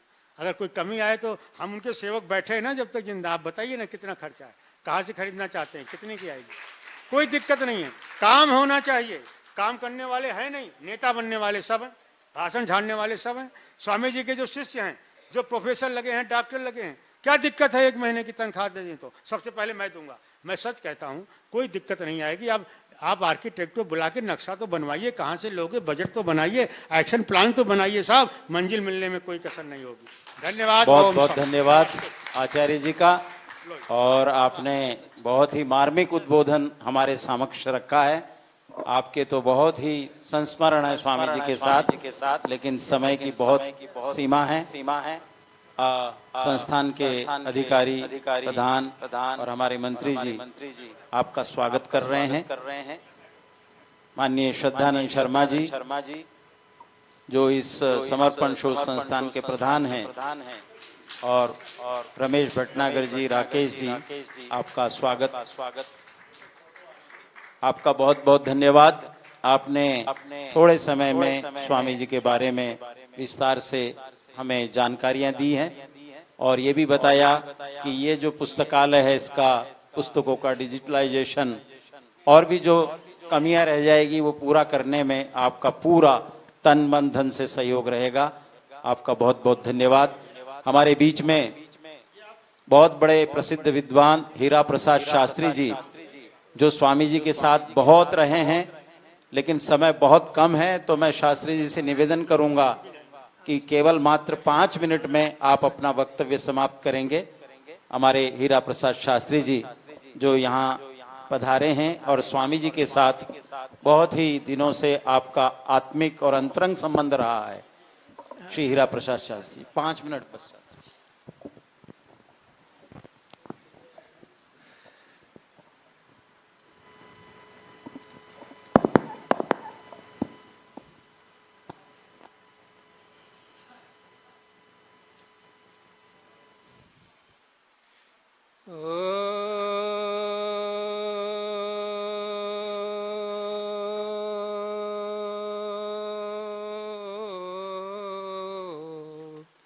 स्वस्ति पन्था मनुचरेम सूर्या चन्द्रमसा विव पुनर्ददता घ्नता जानता संगमे महि। ॐ विश्वानि देव सवितर्दुरितानि परासुव यद्भद्रं तन्न आसुव। ॐ शान्तिः शान्तिः शान्तिः। कितना कठिन है 5 मिनट में वक्तव्य को आपके समक्ष रखना। जरूर रखूंगा, 5 मिनट में ही रखूंगा। एक संकेत मुंजाल जी साहब ने किया, मैं उसी को नोट किया, और लोगों ने जो कुछ भी कहा वो जैसे आर्य समाज का सम्मेलन मनाते हैं, सार्वदेशिक सभा का सम्मेलन मनाते हैं, प्रतिनिधि सभा का सम्मेलन मनाते हैं, जन्मदिन मनाते हैं, पुण्यतिथि मनाते हैं, लेकिन इसका नाम क्या है जरा ध्यान दीजिए इधर। समर्पण, वो अपने गुरुजी के नाम से रखा समर्पणानंद, लेकिन ये संस्थान को समर्पित कर गए वो समाज के लिए। उनको जब याद करता हूं तो भावुक हो जाता हूं। जब वही तो बात है, आचार्य आचार्य थे वो। योग दर्शन का सूत्र जन्म औषधि मंत्र तपः समाधि जा सिद्धया, वो जन्म से सिद्ध थे, जन्म सिद्ध थे। हम सब भी सिद्ध हैं अनुपात से, तभी तो अच्छे कर्म मिले, तभी तो मनुष्य योनि में आए जन्म से। और वो अगला सूत्र भी कहता है कि पूर्व जन्म के कर्म कृत फलानुबंधात, सांख्य दर्शन भी, कि उसके अनुरूप ही जन्म से ही सिद्धि मिलती है। तो जन्म सिद्ध थे। आहार व्यवहार, ब्रह्मचर्य का पालन, आहार व्यवहार को ठीक रखा। औषधि भाष्य में, वेद भाष्य कहते हैं औषधि का नाम ये भोजन, सात्विक भोजन और ये सब आहार व्यवहार, उनके द्वारा उन्होंने अपने आप को ठीक रखा तो वो क्या हो गए? औषधि सिद्ध, आहार व्यवहार से। और एक बात और बता दूं, शिक्षा में ये जो शास्त्र है हमारे, सबसे पहली पुस्तक है वर्णोच्चारण शिक्षा, पहली पुस्तक। उसमें एक शब्द आया है वाग योग विद, समझ गए होंगे, विद्वानों के लिए आसान है। वाग योग विद, वो वाणी सिद्धहस्त थे। इतना माधुर्य उनकी वाणी में, सबको मोहित कर लेते थे, सबको मोहित कर लेते थे। तो वाणी सिद्ध थे वो। जन्म औषधि मंत्र, क्योंकि मंत्र का जाप करना, जीवन में मंत्र को धारण करना, मंत्र सिद्ध थे। वो तो कहते थे हमारे अंडर में। और जब ये निर्माण हुआ, 10 लाख बताया उन्होंने अपने मुख से कि शास्त्री जी 10 लाख लेकर के, जबकि कुछ भवन आदि भी निर्माण नहीं हुआ था, तब की बात है। शोध संस्थान तो खोल दिया, लेकिन विद्यार्थी कोई नहीं मिलता है कि शोध किया जाए, वहां रह करके शोध करे। मंत्र सिद्ध थे, जन्म औषधि मंत्र, तपः, तपस्वी थे। तो तपोमय जीवन था उनका, तभी तो आप आज सब प्रशंसा कर रहे हैं, हम उनको उनका गुणगान गा रहे हैं। जन्म औषधि मंत्र तपः समाधि जा सिद्धया, तो उनमें एकाग्रता थी। पंचभूमि में योग दर्शन, समाधि से पहले एकाग्रता है। एकाग्रता जब वो स्वाध्याय करने लगते थे, ये क्यों बता रहा हूं मैं आपको 5 मिनट में, कि मैंने प्रेरणा की, मुझे जो प्रेरणा दे गए उससे आज सफल हूं अपने जीवन में। उन्होंने क्या प्रेरणा दी कि यदि गवर्नमेंट सर्विस मिल जाती है तो चला जाना, जिससे कि अर्थ का अर्थाभाव न हो। आज कोई भी विद्वान, किसी भी विद्वान की रक्षा जीवन पर्यंत ये आर्य समाजी ने, किसी ने ठेका नहीं लिया, किसी सभा ने नहीं लिया। क्योंकि हाँ, यजमान और धनवान अगर उनकी कृपा हो जाए, जैसे मुंजाल जी ने, स्वामी दीक्षानंद जी का हार्ट अटैक जब हुआ था तो ले गए थे, तो आजीवन पर्यंत तक वो कोई नहीं ले रहा है कि विद्वान हो, असमर्पित हो तो उनके सारी जिम्मेवारियां हम लेते हैं, ऐसा देखने में मुझे नहीं लगता है। मैं अभी 5 वर्ष से केरल में हूं, वो क्या कहते हैं, गुरुकुल चला रहा हूं। एक निवेदन करके, ये 3 संस्थाएं हैं जुड़ी हुई, तीनों संस्थाओं से निवेदन है कि इसको शोध संस्थान रहने दीजिए। और यहां उनकी पुस्तक नहीं, क्रिया योग, मैं बहुत जल्दी में बोल रहा हूं आपको, क्रिया योग, अष्टांग योग, इनका अभ्यास करते हुए, अरे दिव्यात्मा के अंदर ज्ञान उदय होता है, किसी के सिखाने से ज्ञान नहीं होता। ये तो शास्त्र ज्ञानोदय होता है। पूछिए विद्वानों से, अग्नि, वायु, आदित्य, अंगिरा के अंदर किसी ने सिखाया नहीं, ज्ञानोदय हुआ था। ये अभ्यास, योगाभ्यास आप भी करेंगे तो आपके अंदर से जो आत्मा, शुद्ध आत्मा जो आवाज निकालेगी, वो वेद मंत्र से वो मेल खाएगा, वो वेद मंत्र से मेल खाएगा। इतना समय नहीं है, 1 घंटा तक प्रचार करता रहा हूं दिल्ली में, और फिर चला गया वहां। आज जो भी संस्था, मैं तो कहता हूं उनका शिष्य हूं, और जो भी संस्था मेरे से तन मन धन से सहयोग होगा करूंगा। इसमें मेरी पत्नी का सहयोग रहा, इसमें मेरे बेटे और बेटी का सहयोग रहा, और सफलता की आपको कह दूं, मेरा बेटा कर्नल है, मेरी बेटी यही होम्योपैथी डॉक्टर है, अभी यहाँ रिसर्च खोल करके मेरा भी मकान यही है। भटनागर जी, आपके लिए भी ये समर्पण शोध संस्थान है ना, मैं समर्पित हूं। क्या बात है, जोरदार तालियां। बहुत बढ़िया। आप मेंबर तक नहीं बना अभी यहां, लेकिन वो जो कह गए तो जन्म औषधि मंत्र तपा समाधि जा सिद्ध है, ये मेरे जीवन में भी एकाग्रता रही, तभी तो फॉलो किया उनको, और मेरे संस्कार थे तभी तो इस लाइन में आया, नहीं तो बीएससी सेकेंड ईयर तक साइंस से पढ़ाई करने के बाद मैं इसमें आया। मेरे संस्कार थे। बीएससी सेकेंड ईयर तक केमिस्ट्री, फिजिक्स, मैथ्स, वो करने के बाद उसको छोड़ छाड़ करके तब इस लाइन में आया। फिजिक्स के प्रोफेसर ने कहा, फिलॉसफी के प्रोफेसर ने कहा, इकोनॉमिक्स के प्रोफेसर ने कहा, लंगर सिंह कॉलेज मुजफ्फरपुर, उन्होंने कहा हीरा जी आपको तो वेदांग दर्शन आदि में जाते थे।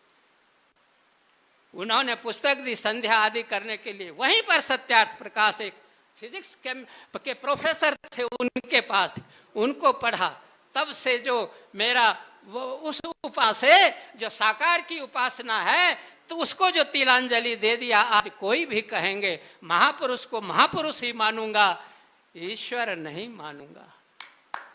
महापुरुष को महापुरुष ही मानूंगा, ईश्वर नहीं मानूंगा। ईश्वर को अवतार लेने की जरूरत नहीं होती है। तो निवेदन ये कर दूं कि देखो वो रह जाएगी बात, आप गुरुकुल चल रहे हैं ना, इतने चलाने दो। जो अनाथ बच्चे हैं, और वो भी माता की कोख से निकलने के बाद 5 वर्ष का बालक यदि है, उसको ले आओ। ये अनुभव के आधार पर कह रहा हूं, उनको ले आओ, और योग दर्शन, सांख्य दर्शन के ऊपर दार्शनिक आधार हो जीवन का, उसके अभ्यास करा करके। आजकल सब मोबाइल में लगे हुए हैं और सब घर जाना चाहते हैं। और मैंने पूछा कि मैं क्या करूं स्वामी जी से, मेरे 2 छोटे भाई हैं, उनका संरक्षण कैसे करूं, मेरे पिताजी हैं, मेरी माताजी 11वीं में ही देहांत हो गया, मैं क्या करूं। कहा एक तो जाओ नौकरी मिल जाए तो उस पर चला जाना, और दूसरा गृहस्थ पे जाओ।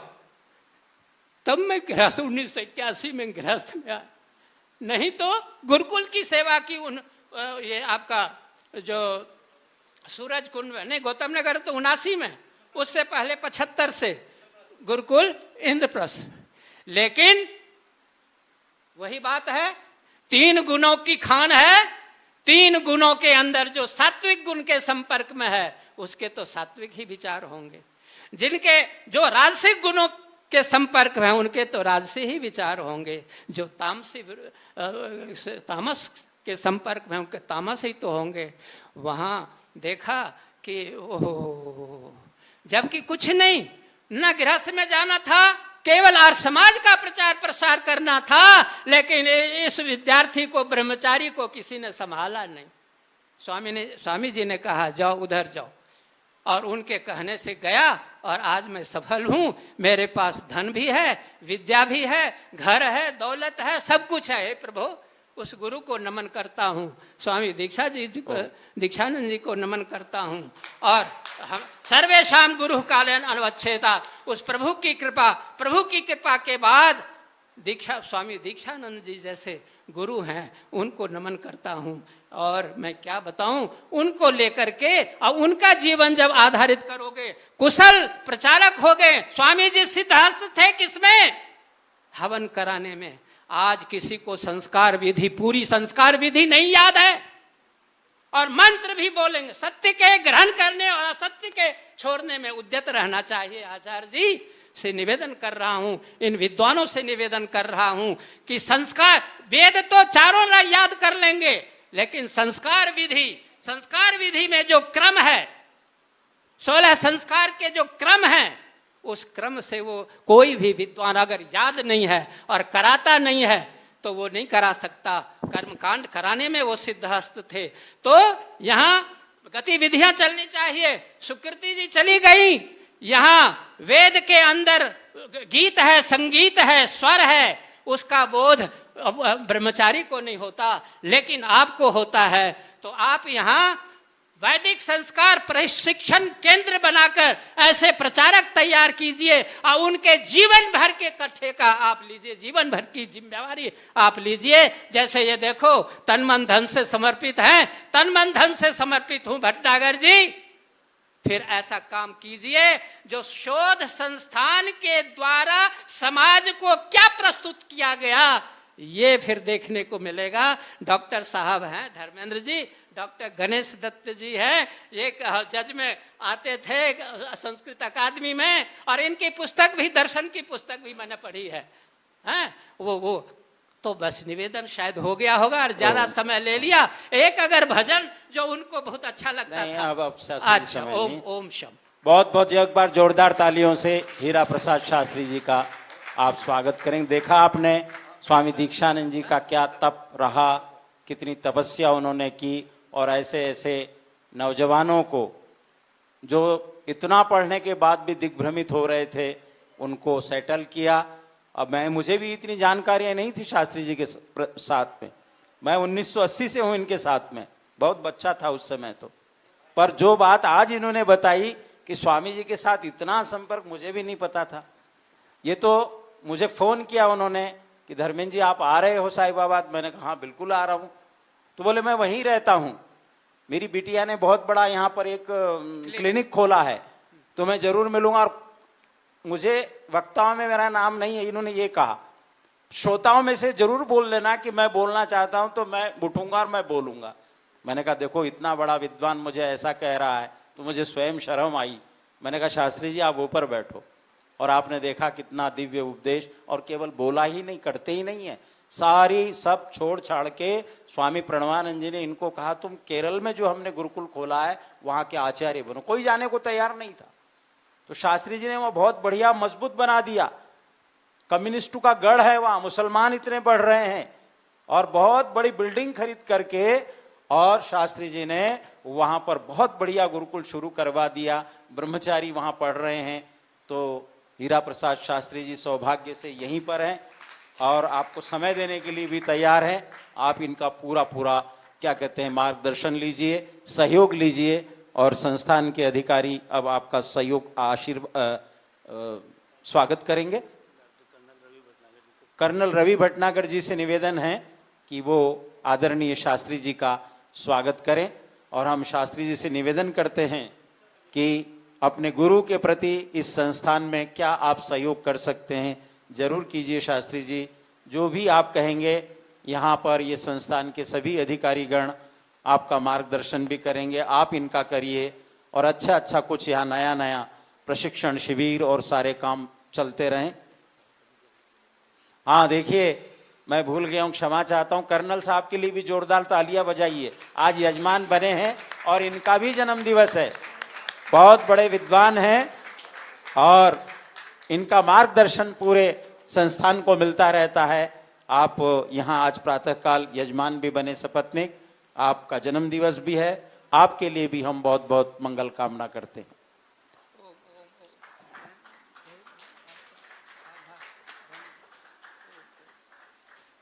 अब हमारे अंतिम वक्ता, जिनकी बहुत देर से आप प्रतीक्षा कर रहे हैं, बहुत ही ओजस्वी वक्ता हैं, बहुत बड़े विद्वान हैं, और उनका परिचय तो आपको सब पता ही है। संस्थान के भी आप ट्रस्ट में हैं, बड़े विद्वान हैं, आचार्य रहे हैं, संरक्षक हैं। तो मैं प्रोफेसर डॉक्टर गणेश दत्त जी से निवेदन करता हूं, 1 मिनट। डॉक्टर आचार्य जी 1 मिनट थोड़ा सा। कर्नल साहब जो है 2 मिनट के लिए कह रहे हैं, तो मैं उनसे निवेदन करता हूं कि जरूर कुछ बात कहें आप।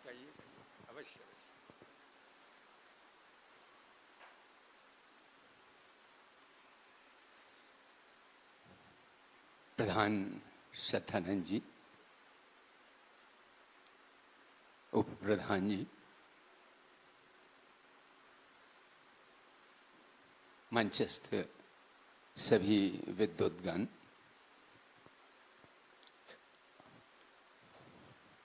क्योंकि मेरा नाम लिस्ट में था, मैंने देखा था, इसलिए मैंने कहा अपना अधिकार क्यों छोड़ूं भाई।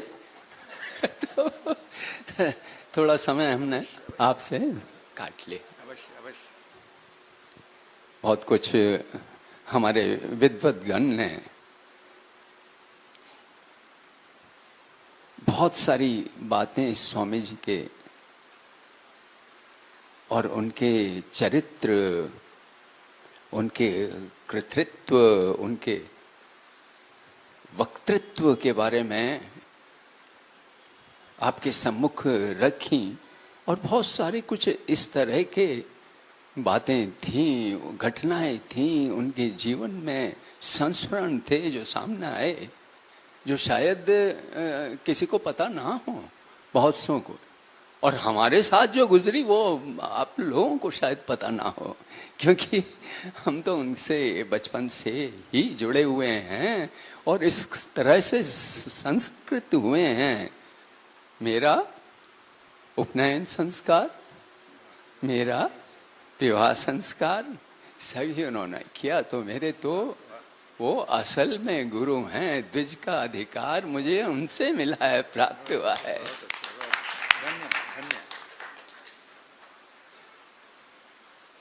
दो बातें मैं यहाँ पे बताना चाहूँगा, क्योंकि समय उतना नहीं है, बहुत कुछ बोलने को है उनके बारे में, लेकिन आज बहुत कुछ कवरेज हुआ है और बहुत कुछ इस संस्थान को उभारने में, इस संस्थान को जीर्णोद्धार करने में सभी ने अपने सहयोग के लिए आश्वस्त किया है सभा को और संस्थान के अधिकारियों को। उनका बहुत बहुत धन्यवाद। हमारे जो जैनेन्द्र जी थे, आचार्य जी, उन्होंने दो शब्द चिन्ह के बारे में कहे थे कि हमें अपने जीवन के जो धर्म के या राष्ट्र के चिन्ह हैं उनका सम्मान करना चाहिए। बहुत ही गहरी बात है, बहुत गहरा दर्शन है। हर चिन्ह के पीछे एक फिलॉसफी होती है, एक दर्शन होता है हर एक चिन्ह के पीछे। हमारा तिरंगा झंडा है, कितना बड़ा दर्शन है इसके पीछे, राष्ट्रवादिता का और राष्ट्रीयता का। इसी प्रकार यज्ञोपवीत बहुत बड़ा चिन्ह है और कितना बड़ा दर्शन है उसके पीछे, जो अगर हम जान जाएं तो हमारा जीवन सफल हो जाए। और मैं उनकी जो वर्कशॉप थी स्वामी जी की, उस वर्कशॉप का एक, हाँ यूं कहिए कि उनकी वर्कशॉप का एक स्टूडेंट था। जिस तरह से वर्कशॉप में जानवरों पे भी ये किए जाते हैं उनको तो छोड़िए, लेकिन जो उन्होंने मेरा उपनयन संस्कार करवाया, तो जिस प्रकार आचार्य जी ने, आचार्य मिश्र जी ने कहा कि मुनिया मेरी बड़ी बहन, उनका जब विवाह संस्कार हुआ तो उसमें उससे प्रेरित होके उपहार सर्वस्व निकाला गया।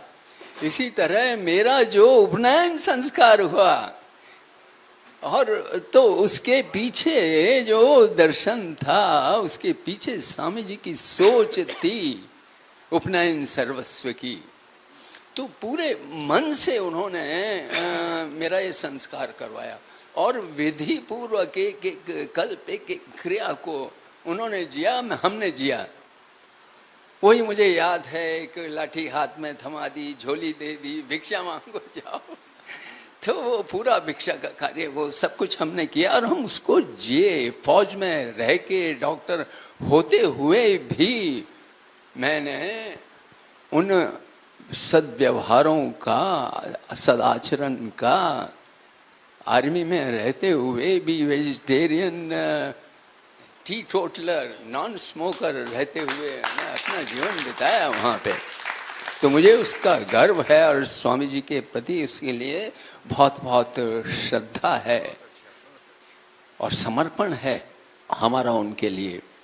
दूसरी बात जो मैं कहना चाह रहा था वो ये चाह रहा था, ज्ञान कर्म उपासना की प्रतिमूर्ति स्वामी जी थे और उन्होंने ज्ञान का जो भंडार अपने विविध रूपों में जनता के सामने प्रस्तुत किया है, वक्तव्य से और ज्ञान के भंडार इन पुस्तकों से, जो उनका लेखन कार्य, जो उनका वक्तृत्व और जो उपदेश देने का उनका एक अपना स्टाइल, एक अपनी शैली थी, उसका कोई सानी नहीं। तो वो सब उन्होंने बांध के यहाँ पे अपने शिक्षण, अपने ये शोध संस्थान में इकट्ठा किया। आप ये चारों तरफ जहां भी नजर जाती है पुस्तकें ही पुस्तकें हैं, भंडार है, ज्ञान का भंडार है।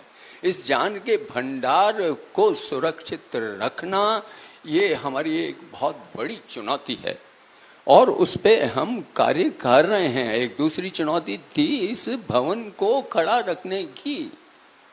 दिन प्रतिदिन ये शनै शनै समाप्त हो रहा था। तो एक बार सबने बैठ के, हमने परिवार के लोगों ने बैठ के, जो भी यहाँ पे संबंधित लोग बाग थे, स्वामी जी के भक्त, सबने बैठ के निश्चय किया कि इसको सबसे पहले इसका जीर्णोद्धार करना है। ये जब तक आधार अगर ये निकल गया तो फिर बहुत कुछ हम मूल्यों को खो देंगे।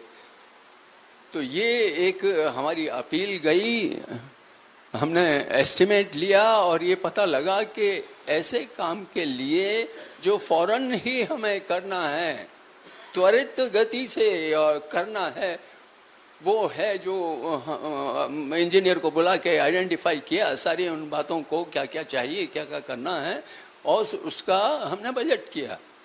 तो बजट करके पता लगा कि 2 लाख रुपए हमें इमीडिएटली चाहिए। हमने अपील अपने मेंबर्स, घर के सदस्यों से की सबसे पहले, और सदस्यों ने, हमारे घर के परिवार के सदस्यों ने, उनसे बहुत अच्छा हमें रिस्पांस मिला और कुछ ही समय में हमने वो 2 लाख रुपए जुटा लिए। तो ऐसे कार्य करते हुए जो तन मन धन से, हमारे ये सबसे छोटे भाई जो यहाँ पे दिल्ली में हैं, रमेश जी, इन्होंने जो सेवा भाव दिखाया है, आज मैंने देखा उनको, सुबह झाड़ू भी वही लगा रहे थे, पोछा भी वही लगा रहे थे, सब कुछ इतना कार्य, बिछाना, ये फर्श बिछाना, ये वो, जितनी सहायता थी उन्होंने अपना बिल्कुल पूरे समर्पण भाव से किया। उनका भी बहुत बहुत धन्यवाद मैं करना चाहूँगा। अधिक समय न लेते हुए यहीं अपनी वाणी को विश्राम देता हूँ। धन्यवाद। कर्नल साहब का बहुत बहुत धन्यवाद। मैं बता रहा हूँ आपको कि स्वामी जी का कैसा प्रेम और स्वामी जी ने किन किन लोगों को घड़ा है, एक तरह से देखा जाए, और जो संस्कार दिए हैं वो व्यक्ति कहीं भी गया हो, लोग कहते हैं ना मिलिट्री में तो बच ही नहीं सकता कोई भी व्यक्ति इन सब कामों से, तो खुद उनका प्रमाण है जीवन कि इतने बड़े पद पर रहते हुए भी जो दोष आ सकते थे उन दोषों को कभी आने नहीं दिया। ये स्वामी जी का ही आशीर्वाद था। बहुत बहुत आपका धन्यवाद। अब हम प्रोफेसर गणेश दत्त जी के विचार और आशीर्वाद को सुनेंगे और उसके बाद थोड़ा सा एक छोटा सा प्रतिभा जी भजन बोलेंगी, क्योंकि इस परिवार को भी स्वामी जी ने बहुत ही ज़्यादा, एक तरह से इनके भाई को भी, इनको भी बहुत प्रेरित किया है। तो बहुत दूर से आई हैं और अच्छा गाती हैं, तो वो एक भजन सुनाएगी, फिर उसके बाद आपको रमेश जी अपना धन्यवाद ज्ञापित करेंगे। उससे पूर्व आचार्य जी का उद्बोधन होगा। आचार्य डॉक्टर गणेश दत्त जी। भव्यं च सर्वं यश्चाधितिष्ठति स्वदीयस्य च केवलं तस्मै ज्येष्ठाय ब्रह्मणे नमः। सम्मानित मंच को प्रणाम, सबको प्रणति पूर्वक। जितने श्रोता और श्रोत्रियां बैठे हैं, सबसे ज़्यादा धन्यवाद उनके लिए है, क्योंकि ये बहुत दिन बाद ऐसी सभा देखी है, ऐसे विद्वज्जन की चरण रज यहाँ पड़ी है, उनके अमृतमय उपदेश सुनने को मिले हैं और श्रोता भी बहुत अच्छे मिले हैं जो धन्य हो गए हैं आज। अब मैं भाषण नहीं दूंगा, लेकिन एक बात कह के अपनी बात को पूरा करूंगा। शायद आज से नीरज 32 साल पहले मैंने यहाँ ज्वाइन किया, लाजपत राय काली आयोग से चयनित हो गए। और यहाँ ये सड़क है, उसके बाद जंगल ही जंगल था, घोर जंगल था। उसके पश्चात कुछ दिनों बाद एक मुझे वो एक यानी झोपड़ी, एक कुटी मिली और मैं आया उनके दर्शन को करके मैं कृतार्थ हो गया। वैसी एक छोटा सा कच्ची दीवार से टूटी फूटी और उस पर झोपड़ी थी, जो मैं कह रहा हूँ, बता रहा हूँ, मैंने देखी। उसके बाद धीरे धीरे उनका जब प्रभाव हुआ तो उनको अच्छे श्रोता और शिष्य भी मिले, तो धीरे धीरे फिर ये भवन निर्माण होता चला गया और मैं उन्हें अपने कॉलेज में ले गया, जहाँ उस वक्त 108 तो छात्राएं थी और 300 के करीब छात्र थे। पूज्य स्वामी जी के चरण वहाँ पड़े, मैं आज तक धन्य मानता हूँ। स्वामी जी का उपदेश सुन करके अधिकांश ने ये बताया कि अरे ये ऐसे भी सन्यासी होते हैं क्या? ये कहा उसने। एक ने कहा ये तो आर्य समाजी ऐसे भी होते हैं क्या? तो मैंने कहा ऐसे ही होते हैं। तो उसके पश्चात तो स्वामी जी से संपर्क रहा मेरा, और उन्होंने एक बहुत बड़ा काम किया है जो दुनिया में किसी ने नहीं किया है, किसी ने नहीं किया है। वो काम है यहाँ की लाइब्रेरी पुस्तकालय। मुझे नाम याद है कि इस पुस्तकालय में जो पुस्तकें प्राप्त हैं वो दुनिया के किसी बड़े पुस्तकालय में आपको नहीं मिल पाएंगी। ये एक बहुत बड़ा योगदान। अपने कॉलेज के सारे शोध छात्रों को यहीं ने भेजता था, सैकड़ों ने यहाँ आकर के वो पीएचडी किया है। स्वामी जी की तपस्या आज उतनी ही फलीभूत हो रही है जितनी कब थी। आज इतने देर से यहाँ ऐसे सज्जन लोग बैठे हुए हैं और ये ऐसी चर्चाएं सुनकर के अपने को धन्य कर रहे हैं। अधिक भाषण न देकर मैं एक बात अपनी याद आ जाती है कभी कभी जिंदगी में, स्वामी जी किस तरह से लोगों को शिक्षा देते थे। कभी कभी मुझे सोने में देर हो जाती थी तो देर में आंखें खुलती, तो स्वामी जी कभी कभी मेरे पास आते थे। जब से संपर्क हुआ तो मैं एक दिन 4:30-5 बज गए, नहीं उठ पाया था। 5 सवा 5 के करीब स्वामी जी आ गए। उठते ही इन्हें चरण स्पर्श किया और ये किया, अब उठे हो गणेश। अब मैंने कहा आज जरा देर हो गई। ऐसा जगाने वाला दुनिया में कोई नहीं मिलेगा आज। उसके पश्चात आज तक की ये स्थिति है। 4 के बाद नींद नहीं आती है मुझे। 4 बजे के बाद पढ़ा रहता हूँ कभी कभी, तो मैं जग जाऊंगा तो सारे बच्चे जगेंगे, मुझे चाय पिलाने वाले, मेरे वो करने वाले। माफ करना मैं अपनी बात कह रहा हूँ, इसलिए आपको सच्चा जगाने वाला मिल जाए। और आज वो अकेले नहीं मिले, जगाने वाले ऐसे सैकड़ों लोगों को यहाँ छोड़ कर गए, निश्चित रूप से गए। अधिक भाषण न देकर मैं ये बताना चाहता हूँ कि स्वामी जी का जो पुस्तकालय है, कभी उसका भी दर्शन करें आप। यहाँ जो उन्होंने ये वो तपस्वी ने झोंपड़ी लगाई थी, यहाँ भयानक जंगल था, उसके पछली तरफ वो मुर्दे फूकते थे। दिन में कभी आते थे तो गीदड़ दिखाई दे जाते थे। ये स्थिति थी जो मेरी आंखों से देखी। और उन्होंने पहले झोंपड़ी वैसी थी, फिर कच्चे वो लग गए, दीवार से भी पक्के बनती चली गई। आज ये स्थिति है, आप जैसी प्रतिभाएं यहाँ बैठी हुई हैं आपके चरणों की धूलने से। अधिक बात न कहते हुए स्वामी जी कभी कभी आ जाते थे। असल में उनको मैंने कॉलेज में बुलाया एक बार, तो कॉलेज में स्वामी जी का ऐसा भाषण हुआ, उनको पता था कि आर्य समाज के भी दिग्गज रहे हैं और ये वो, तो एक ने तो ये कहा कि आर्य समाजी ऐसा भी भाषण देते हैं क्या? माफ करना मुझे, ऐसा विद्वत्तापूर्ण भाषण कभी किसी की आलोचना नहीं, कटु वटु, और विद्यार्थियों को, छात्रों को ऐसे उपदेश दिए, संदेश दिए, उनमें से बहुत से आज भी याद करते हैं। तो तपस्वी का ये प्रभाव हुआ। मैं जब पीएचडी कर लिया तो बड़े प्रसन्न हुए मुझे, मेरी पुस्तक ऋग्वेद में दार्शनिक तत्व, उस पर मुझको फिर वो अकादमी से पुरस्कार ही मिला। तो खैर उनका संरक्षण और उनका निर्देशन मुझे जीवन में मिला, मैं अपने जीवन को धन्य मानता हूँ। अधिक ने कहते हुए एक बात और कहना चाहता हूँ, उनकी एक बात को ध्यान रखना, रखोगे नहीं, ये भवन तो अपना है ही है, ये भवन तो दिव्य भवन है आपका, हमेशा बना रहेगा, जो मैं कहता हूँ। लेकिन एक भवन उनका और भी है, वो विद्वान व्यक्ति थे और शास्त्रों के ज्ञाता थे। ये बात ध्यान रखिएगा, उनके बताए उपदेशों, संदेशों, आदेशों को अपने जीवन में, अपने परिवार के जीवन में ढालते रहना, आप धन्य हो जाएंगे। मैं कॉलेज में जब उनके भाषण दिलवाने ले गया तो एक ने कहा कि आर्य समाज में ऐसे मुझे अजीब सा लगा, इतना विद्वत्तापूर्ण भाषण, तमाम छात्राएं बहुत ज्यादा थी, हमारी छात्राएं बहुत ज्यादा थी, और छात्राओं को 10 जगह तो देवी शब्द कहा उन्होंने। एक ने कहा हमें तो आज तक देवी शब्द ही सुनाई नहीं, सन्यासी के मुंह से सुना है, और सन्यासी के चरणों की धूल में हम बैठे हैं, अपने को धन्य समझते हैं।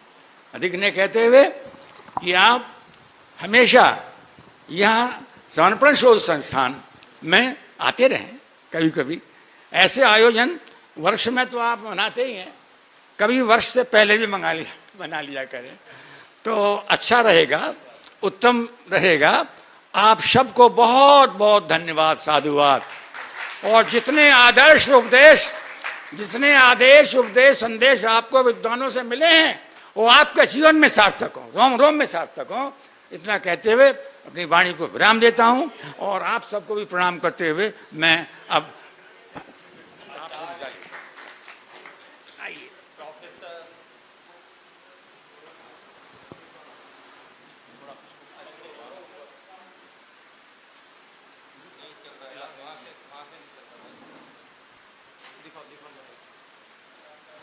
हेलो, ओम ओम।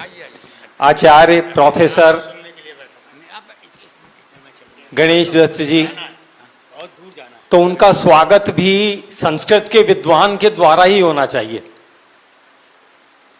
तो मैं, क्या नाम है, नाम भूल गया, आचार्य खेमचंद जी से प्रार्थना करता हूं कि आप आए। हमारा जब दूसरा रविवार होता है ना, संस्कृत के बड़े विद्वान है भैया, मुझे तो डर लगता है बोलते समय इनके सामने कि कोई गलती ना हो जाए, और पहले 2-4 बार जब संस्कृत की कोई बात कहनी होती है तो तैयार करता हूँ, उसके बाद बोलता हूँ। तो आचार्य खेमचंद जी से प्रार्थना है कि आप आए और डॉक्टर गणेश दत्त जी का शाल के द्वारा स्वागत करें। एक विद्वान के द्वारा एक विद्वान का स्वागत, जोरदार तालियां।